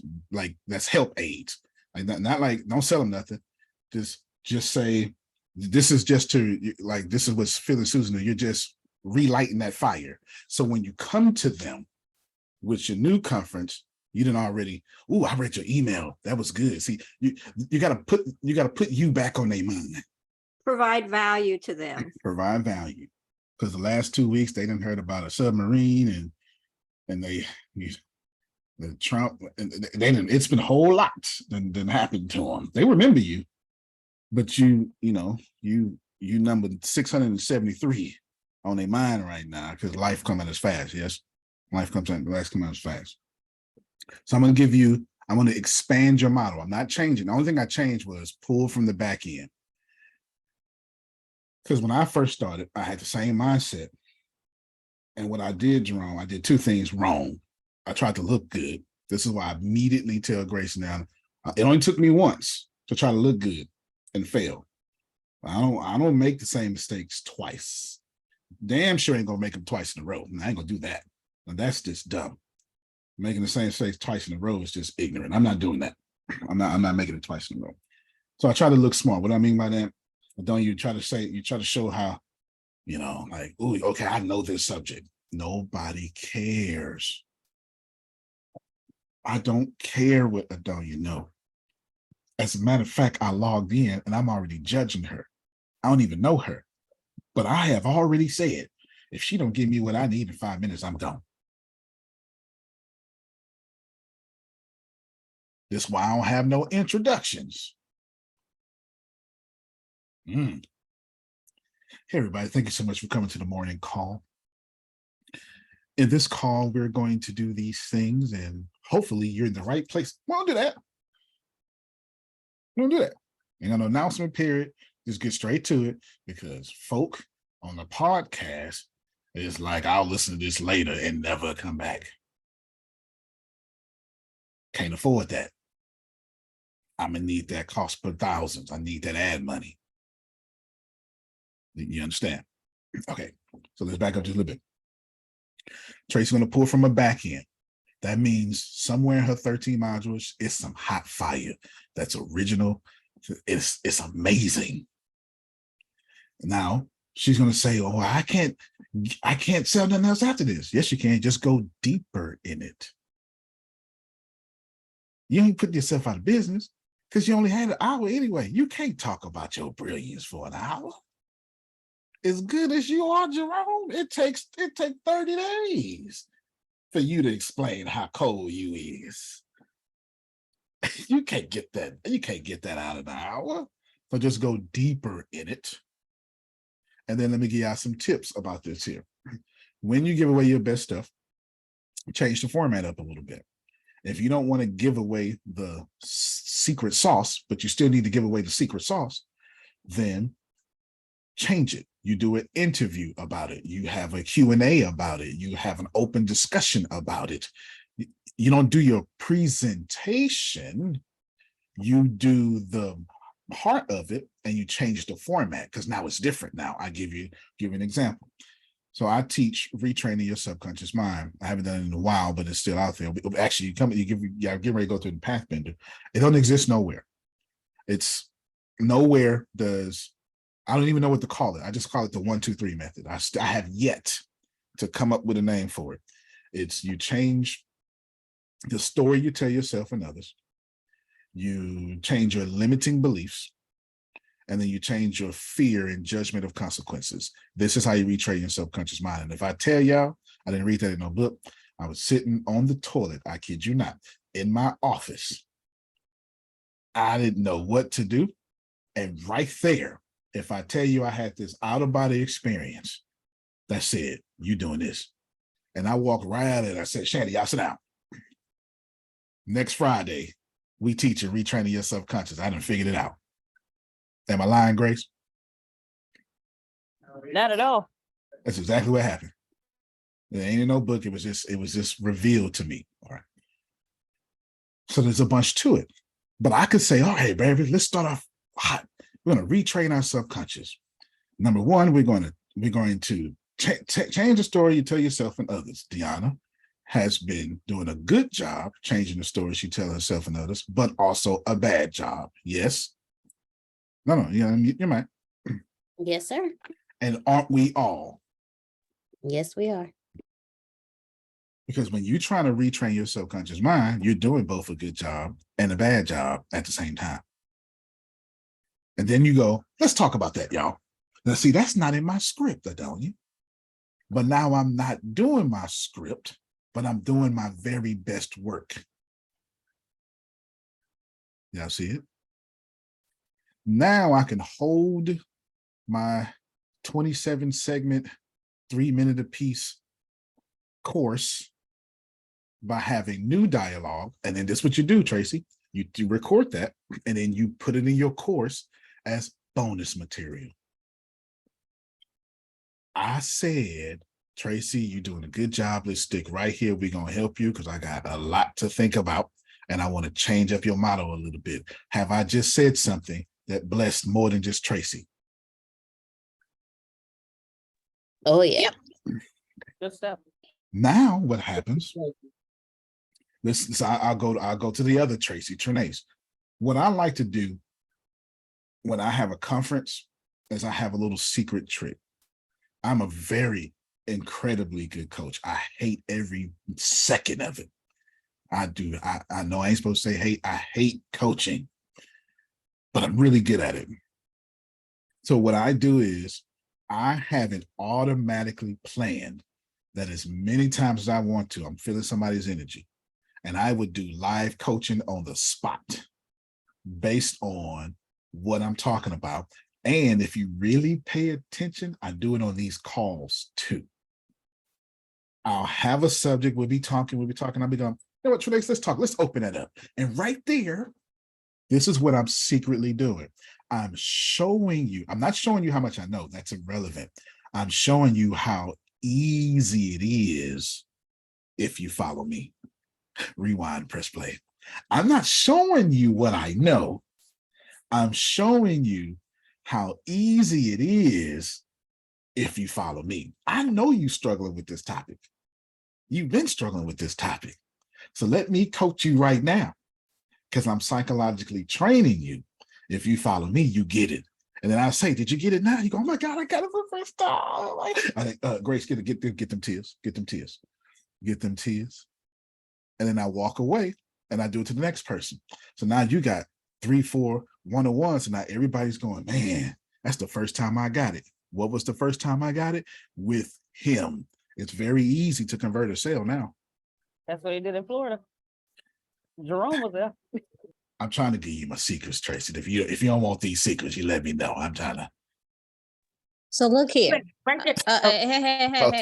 Hey. It sounds like she wanted to say break it somebody down. need to sit. No, because you know my break is only 15 minutes. I'm still working for the man. So somebody need to send me this Zoom because I'm looking at the closed caption and people at my window, and I'm like, got you. I got somebody need to send me because what I was reading in the closed caption. Thank you, Tracy. That's what I got. Based on what I was reading in the closed caption, thank you very much, Tracy, because I got 3 courses right now ready to go. And I was like, and what I'm gonna do. So thank you. Send me the Zoom. We're gonna send it to you for sure. Today. Soon as it finishes up. TAHDAY today. But that's why I said Deanna answered all the questions. She did. I'm just taking the practical side now. There was no reason for me to repeat what she already said. So Trace, I think you should say break that down. I believe you should say something like that. I was about to say, okay, yeah. Okay. And I still got 2 more things after this. That's I locked in my head. I still got 2 more things after this.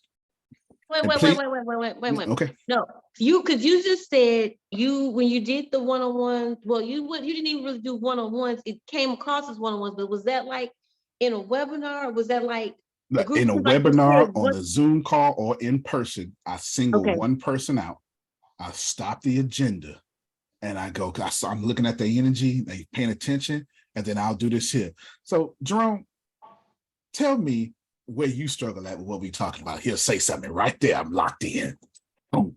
And then other people that watch that, they see that and it converts them to want to sign up for the class because they saw what you did with that person. Not only are you right there, this is what happens almost every time I do it. Somebody go, well, do me shit. I'm sorry, but y'all get the point. That's what somebody do. Tracy, he's doing it right now. Tracy, I'm doing it right now. After video. Doing it right now. I was gonna say he's doing it right now. This is why we come. This is why we tune in.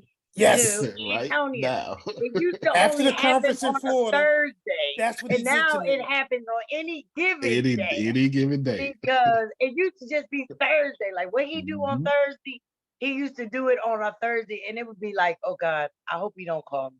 I don't feel like crying today. I don't want my snot bubbles on camera because he's gonna want you all the way in. But it's a beautiful thing, and that's why we tune in to Antonio. Because Doing it right now. man, You're right. but he's doing it right now. He's just using ChatGPT. I'm just using Trace as example. Go ahead, Jerome. Didn't know you. Yeah, I just wanted Tracy to know the day after the conference, I was in the lobby getting ready to go, and I saw him, and I said, "Hey, Antonio, really enjoyed the program yesterday." And he said to me, and this is why I'm here today, "How can I help you?" Mm-hmm. Excuse me? He said, "Yeah, how can I help you with your business?" I was speechless. No one had ever done that to me before. And for him to do that to me and left me speechless, I was like, I'm here today because of that. Because you don't do that to Jerome. He did that to me. Fair enough. Fair enough. And then like two or 3 years later, I saw a bill. I was like, "Nah, Jerome, we gonna fix that. Don't you worry about that. We got that's a me. I will say that's a me and him story, but he actually wrote it in a book. Yeah, don't cross Jerome. Okay, he gonna make sure He sure did. that the Lord's gonna be glorified if you did. And I didn't use their name either. No, you didn't. No, you didn't. Go ahead, Adonia. I remember you saying that I'm doing it right now. You realized that I was doing it right now. Yeah, but what you're doing is you're providing information that's useful. Right. You don't have to sell anything, because as soon as you get my attention, like, this dude know what he's talking about, you just got me. You just sold me, right? Then if there's a product, I'm more apt to purchase it because I already heard that you know what you're talking about. Exactly. So you're telling me I know what I'm talking about, and you're giving information. So it's almost like you've already reeled me in. You don't have Exactly. to, poster and here's a trick here and get this and bonus and all that stuff. Nobody gives a crap. I liked what I heard you say to begin with. And Exactly. so now you have my attention. That's what Absolutely. you do. I got you. I'll be paying attention. I'm glad you do. That's why I hate that model to do your agenda and then sell some. I don't do it. I'm not saying it's wrong. I just prefer to do what I'm doing. Okay, let me get Trinace real quick because I know she had word. I think she done clocked out to get this class. Let me, Lord have mercy. You ain't supposed to be outside. Well, So this, I think I definitely would feel more comfortable with this, showing you what I can do, because I don't like sales. I do not. If it's good, I'm gonna buy it. I shouldn't have to convince you to buy something that's good for you. I don't eat potato chips, but Lay's say you can't stop eating one potato chip. So they sell that potato chip based on a person who likes potato chips. Now, when I do eat potato chips, I can't stop eating one. It leave that taste in your mouth. You got to get another one. Right. Now, I might not eat another potato chip for 6 months. Yep. So I'm just saying, I appreciate you teaching us how to sell without selling, because I really am uncomfortable with trying to convince you to get you something that's good for you. Right. And and when you're uncomfortable trying to do that upsell, it come off of your spirit. And now Adonia sense that. And Adonia say, "Well, you're not the leader I'm looking for." Because you can't be nervous trying to make me money. Now we can't have both. Now I'm gonna need you to choose a struggle. Okay, but don't be timid trying to make me money, because I'm a handful. I know I am. So you need to go find somebody else. And we all saying the same thing. This is why people like me and Phil, me and Phil shine at open Q&A. This is why my platforms will typically have open Q&A, because it's my way of staying in my gift and always selling without selling. Think about it. Right now, I had one instruction: answer the question. And I said, "Thank you, I can't. It was answered well, but I will do this," which was coach you into starting now. The conversation changed, the tone changed, the energy changed. I woke up my blood started moving, and you woke up, and then we supposed to be talking about using artificial intelligence to redefine customer appreciation. And I went, let's use your crowd to redefine your money. And this is all in the middle of what we're supposed to be doing. That's what I mean by having an agenda, but then going, wait a minute, Grace, I saw you like that part. Tell me real quick. I promise you I did it. The first time I met Phil, well, I already met Susan, but the first time I met Phil, Susan, they was with me. Well, they was with me. We was all together in the Les Brown thing. And it was, I'm not sure how that room got so, you know what? I remember how the room got so packed. It was two things. I remember the subject, but then I remember telling Grace, this is slick now, okay? This is slick. I remember telling Grace, Shannon, Deanna, and Tempest, hey, go let them know that go just run around, tell everybody that it's gonna be fresh, new information, not heard before. Because the entire conference was a repeat of nothing but information everybody already knew. Okay, yeah. I'll mute your mic, Tracy. My bad, because that's what happened this past Saturday. We had a coaches conference, a judging training. So the coach, the lady, she was teaching them, but the problem was they paid all this money to be a part of it. And they were like, this is the same stuff we already knew. And so when I'm doing my coaches clinic, which I have one coming up in July, we have like 20 teams. I want to give them something fresh, but it's like, you got to know, but like, how do you know what's fresh if you really don't know your audience? And if you got new people in the audience, well, if you got people in the audience, but you don't know if they already know it, how do you find out what they know? Is that a Q&A? It is a Q&A, but Adrian hit the nail on the head when she spoke. She said, see, he doing it 9. That's why we show up. So you need to give them that's why we show up spirit. Something fresh, because the event was already talking about the stars, what he already do. And then his help got up and talked about what he already do. We've been following him, saying the same thing for 30 years. Excuse me, Antonio. So that means you got to bring the you into it, because everything else can be done somewhere else, but no one can do you the way you do you. That's right. So, and all that you do, just put you in it, and you become that wow factor. Just like you said before, I don't have a product. You are the product. So nobody can do Adonia like Adonia. Nobody. Right. Go ahead, Jerome. Hey, Tracy, Antonio said earlier that you go in the back and get your good stuff. Very best. Bring it up. Yep. But he said, but there's also more, and there is more. When we went to his conference, when I first met him, he said, I've got an agenda right here.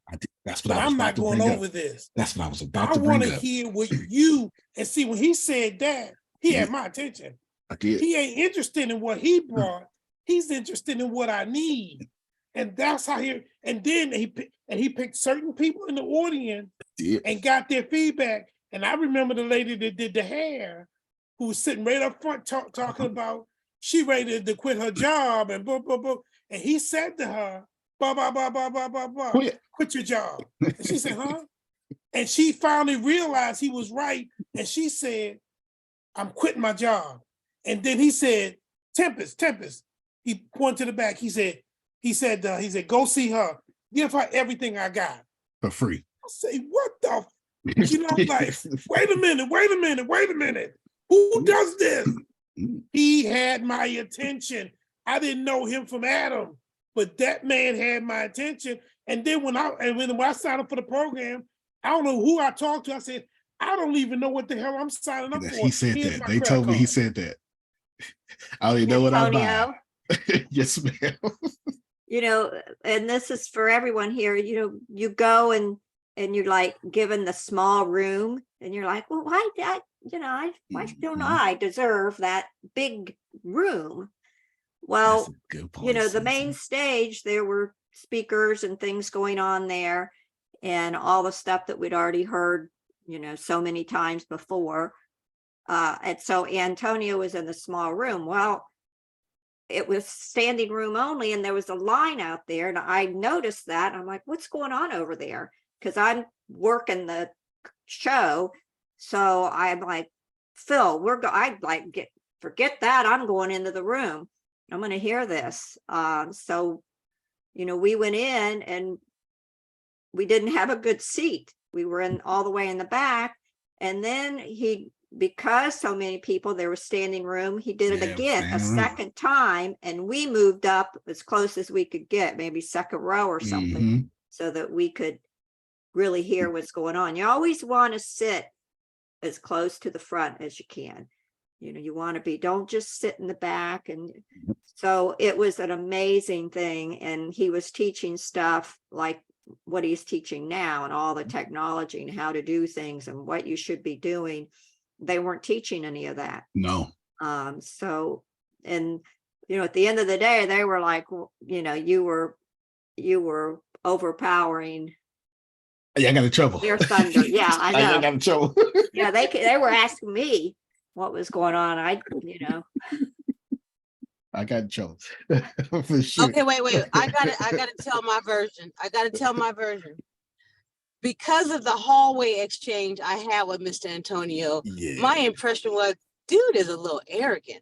So I said, I'm not going to his workshop because I think he's arrogant. So Adonia went to how to write a book workshop that took 6-7 years for me to actually write, that I didn't do none of the things that she taught.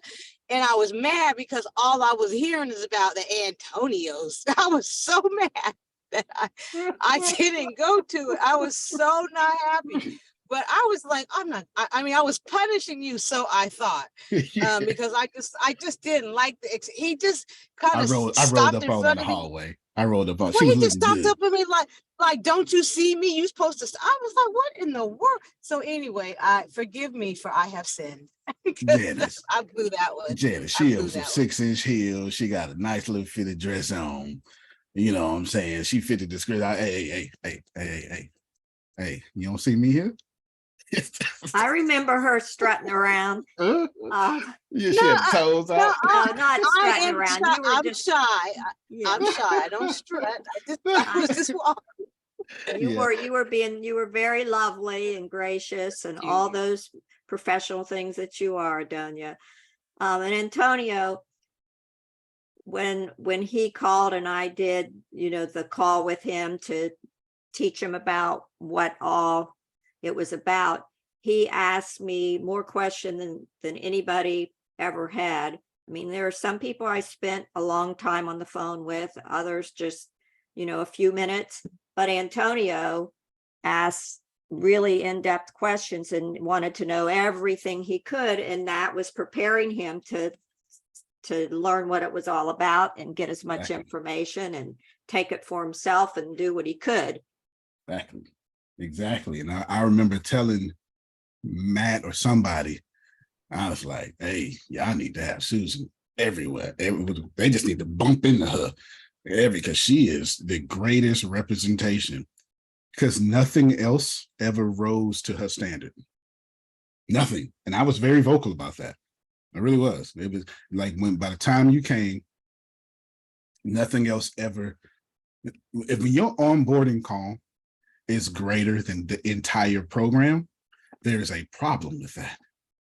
Yeah, they didn't want to, they had their little system, which was basic, boring. And, we'd been in business 40 years, knew exactly what the deal was. Exactly. But ego gets in the way. It does. It does. It does. It absolutely does.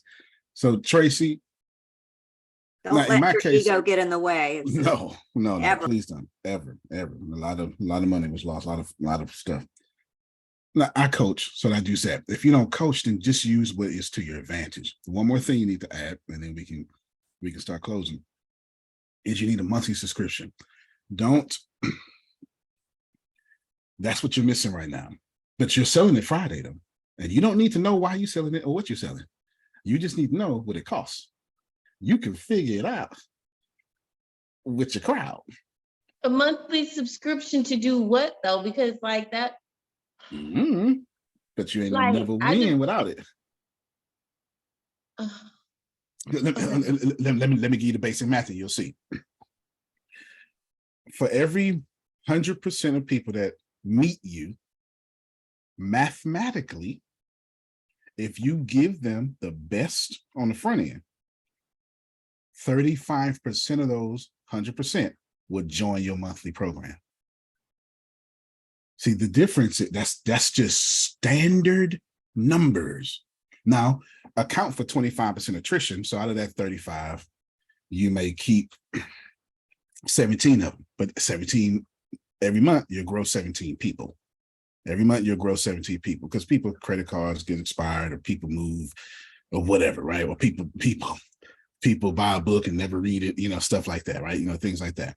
The reason why you need this is because the game you're trying to play, until I said something, you're playing it halfway. Yeah, this is not about having a product. This is not about getting on stage. And this is not, Janice, about doing a good job and living your dreams. This is about having a community that show up with you every day, every month, until you die. But I think my question is, what am I giving them in a monthly subscription? Like what? The real answer to your question is access to you. That's the real answer. I want everybody to hear that. Can I tell her? See, a rookie would have said, "Oh, well, you can." I forget the ideas.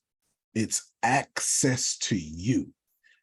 For Antonio, a month, wouldn't it? Yes, ma'am. Couldn't it be like a group where you do a group coaching live Q&A type thing, and they ask questions and sure can. And then you have an agenda that you don't, in case there's no questions. But that's really what, just like, how you opened it up to Q&A there. And when we open it up to Q&A, or even on our Tuesday night calls after the speaker's done and they open it up for Q&A, that's where a lot comes in. It's kind of just like that. Yeah, all the best stuff normally comes out in Q&A. Yeah. All the best stuff, yeah. And then people feel like once you get your question answered, you feel like, man, I got value today because you got what you wanted answered. Tracy, the answer is access to you. When Susan just said a group, that's people paying for a group access to you. The reason why it's a group, because they're not paying you $25,000 a month. If they're paying you $25,000 a month, then it's one-on-one. But since they're paying $19 a month, it's a group. So, But I have a question. I'm sorry, Adrian. But let me real quick. Here's the question, because I'm gonna go in my office and then I'll have to hang up. But here's my question. Okay. Why does she have to know that now? The more she gets to know her customers, they're going to tell her what the needs are, and then she'll create the group based on the needs that she finds out. That's not an answer she has to know now, but it's something to think about. I'm going to look for and pay attention to so I can create the need, or not create the need, but so I can adjust to the need that they have or respond to it. That's exactly what I was saying. That's why I was saying you don't need to know what it is. You just know you're selling it. At your conference, Friday, you're going to offer a monthly subscription. And anybody who wants it, you're going to bust with the down you just said. You're going to have 3 or 4 people. They're going to say, well, what is it? Well, I tell you what, let's go to the back and let's talk one-on-one. Let's see what your needs are, and I'll put you in the right spot. He did that when we were in Florida. He did that. If I tell y'all that the ATS Business University that made me famous did not exist when I was doing those keynotes. It was actually the ATS Sales University. I kid you not. I went there with the ATS Sales University only to focus on sales. And it was 373 pre-recorded classes. And we spent, for the love of God, 3 grueling weeks before that, recording those classes, exhausted. And if I tell y'all those classes have never seen the light of day. They didn't. They've never, I still got them. They have never seen the light of day. And ATS Sales University was on the internet as a picture on a Plant Better Mindset call. No, it had a whole website, a whole little page for 24 hours. And if I tell you that when I threw away the script, when I saw 200 people standing in that room twice, and as I said, you know what, there's no way I'm going to do this script now.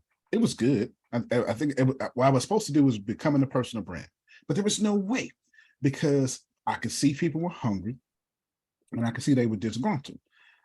When I said, all right, y'all asked a question and somebody went, well, I'm trying to be famous at speaking and get this money. Oh, really? Say it again for me. And I started talking about Google Trends, and people was like, what's Google Trends? And I went, trends down Google, blah, blah, blah, right?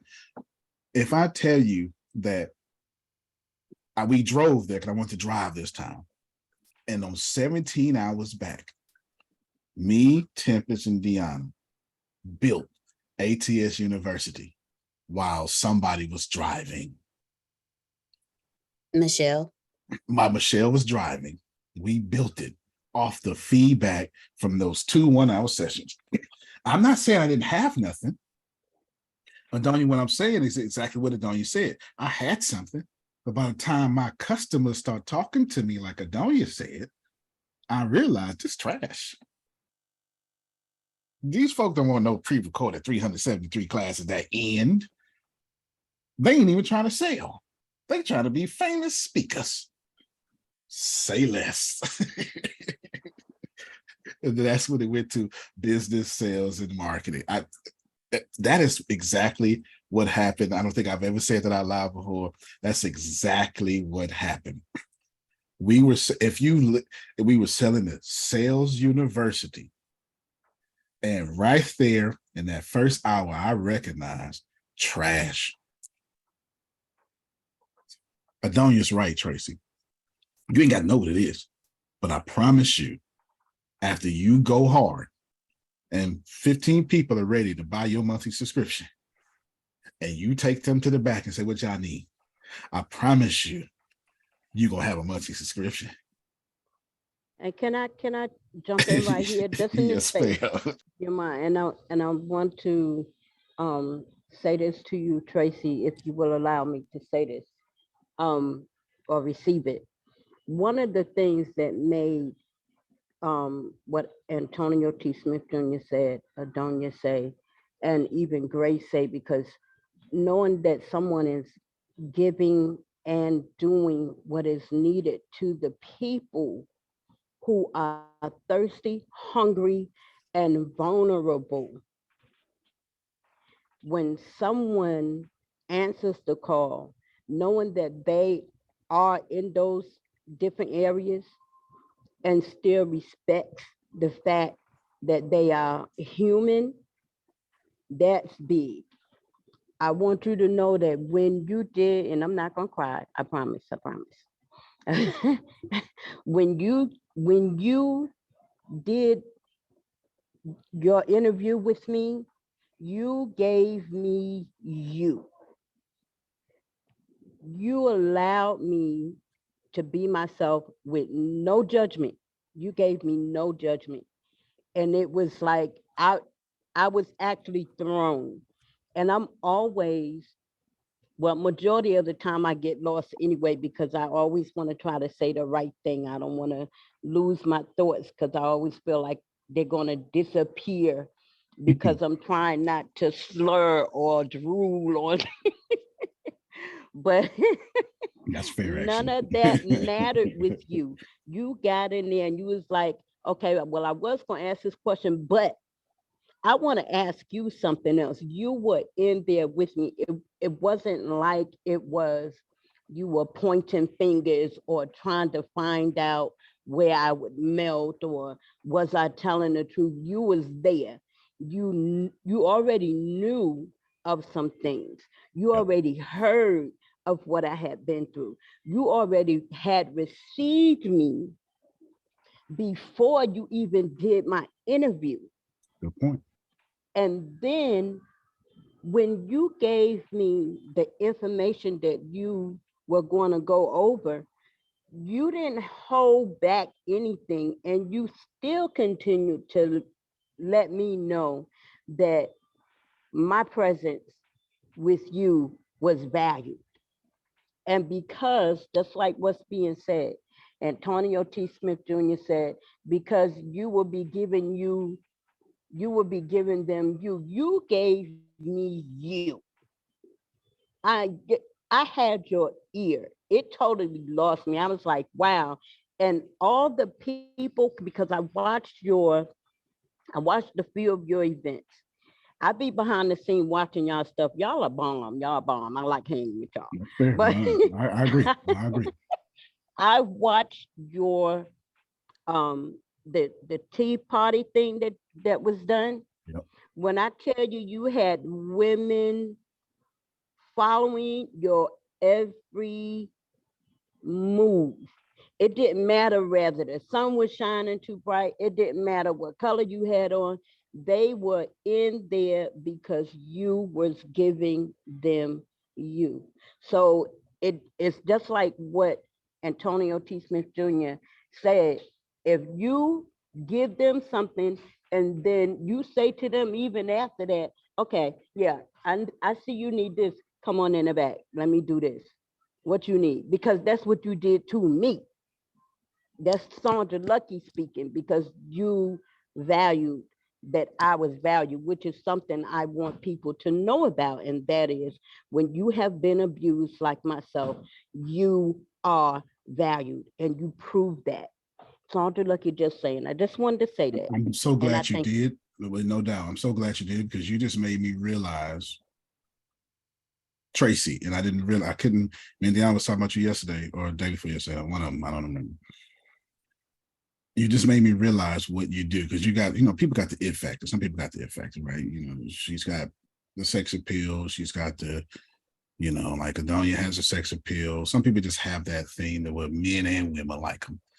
Adonia has young women wanting to be like her. She got deacons wanting to be with her. It just is what it is. Some people have it. Tracy, you make people feel good. And that's what it is. I didn't realize it until Sandra was just talking. But I remember when you walked in, I remember when we was coming to your house, every time I've ever interacted with you, especially in person, it just feels good to be around you. That's so hard to do.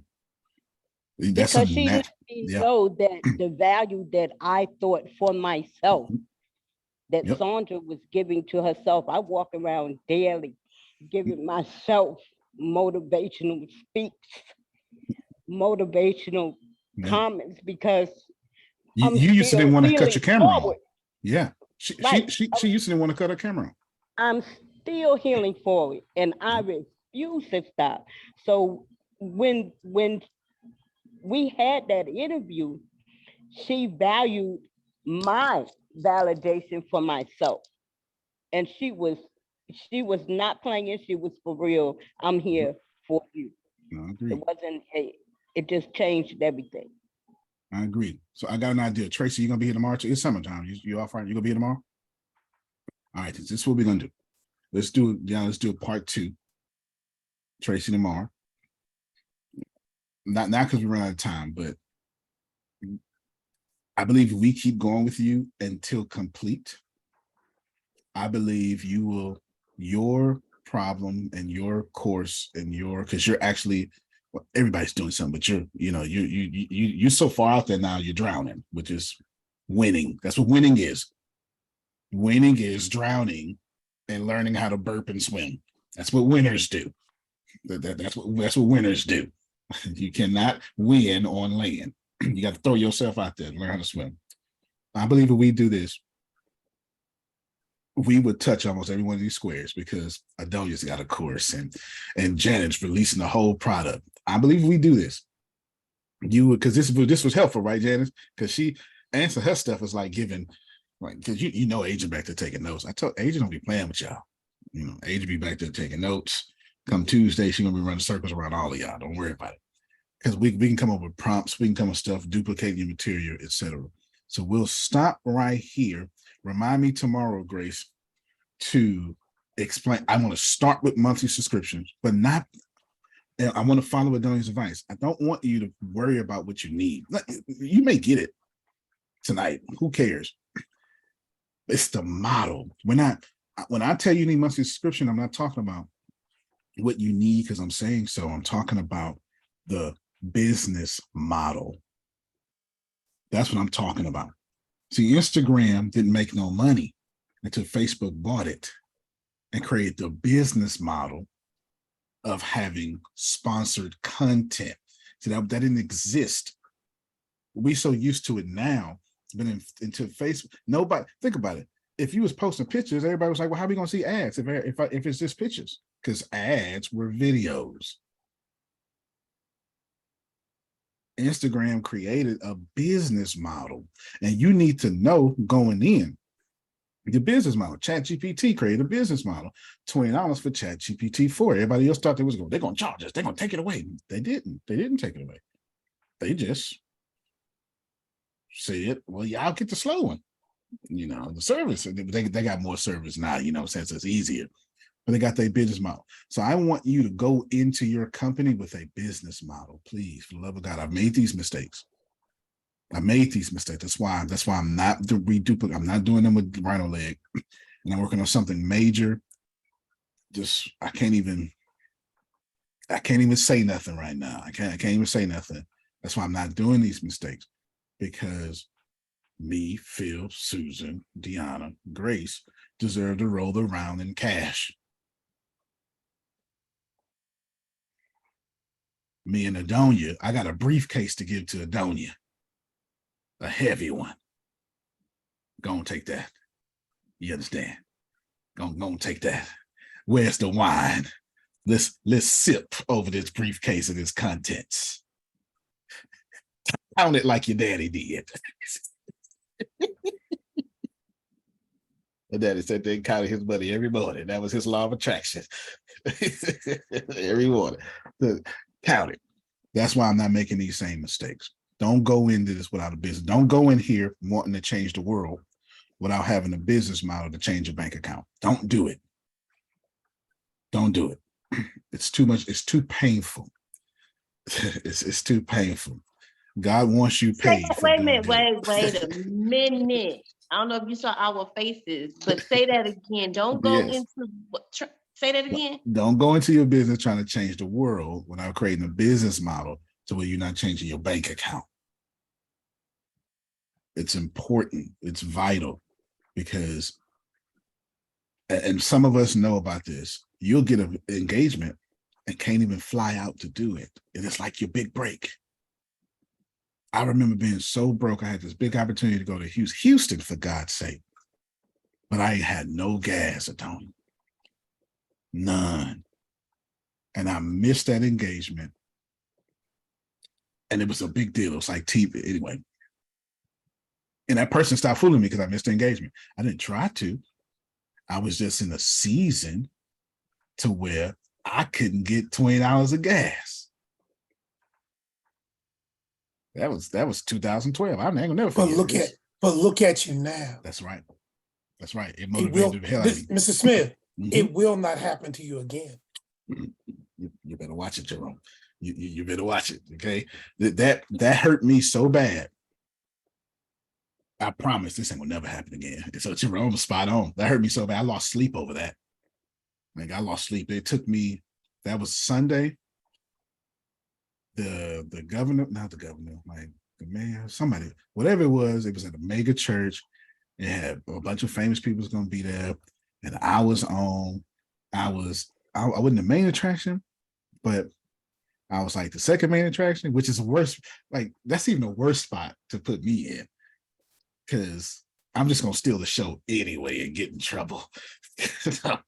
I do it on purpose. Like, I absolutely do it on purpose. And I was coming, and then bam. But God knows how to hurt you to move you. Watch it. Yesterday was Sunday. That's what made me get so money focused. I'm never going to do this again. Never going to do this. Never going to happen again. Never going to happen again. And that's how we got here today. So we definitely, I want to Deanna, I want to use Tracy or leverage Tracy in her business until complete. So if it takes all week, I believe building your conference company and your company and whatever else you got, I believe building that from start to finish, your sales model, your business model, how you're going to do your content, leaving yourself nimble like Adonia and yourself already have, so you can get feedback, seeing how you like to speak. Do you like the customer and the crowd interaction? Maybe you do, maybe you don't. If you do, then I'll give you tips in there. Selling from the stage. Well, I have a whole day on that. We'll do this. If it takes us 12 different one of these, we'll do this all July if we have to, until you completely complete. I believe if we do this, it'll help every single square here, because we all are personal brands trying to launch it out there. You get it? What'd you say, Deanna? Is that okay? No, that's perfect. You're absolutely right, because we are all personal brands trying to get out there. So yeah, definitely. So last thing I'll say, I've been working on something major. And so we if you got to go, you can go. In fact, let me thank you. Hold on real quick. Thank y'all so much. I do appreciate you, love you, and all that good stuff. Hold on. Don't I get to give my plug? Yes, give your plug. I'm gonna get on recording. All right. Can you hear me? Oh yeah, loud and clear. You very loud. Good. You know, it's been said that everybody wants to be part of something that's bigger than just themselves. And then everybody wants to be a hero. So we have two opportunities tonight. Number one, out of the book, The Politics of Love, we'll be starting the chapters we'll be covering tonight is the cost of chronic trauma, investing in new beginnings, and then race and repentance. Out of many, one. Ooh. And then you said, and then everybody wants to be a hero. So from 8 to 9 o'clock, you get questions, challenges, and wins and challenges, which is access to us. What you were talking about, having access to us. Well, every week you have access to the group. We're doing our wins and challenges. So that's tonight. And I'm looking forward to it too, because that book is really good. It's really good. It's really good. And I just believe in the wins and challenges because it's a benchmark. Every week we get to see how well we're performing. Let me just stop this real quick.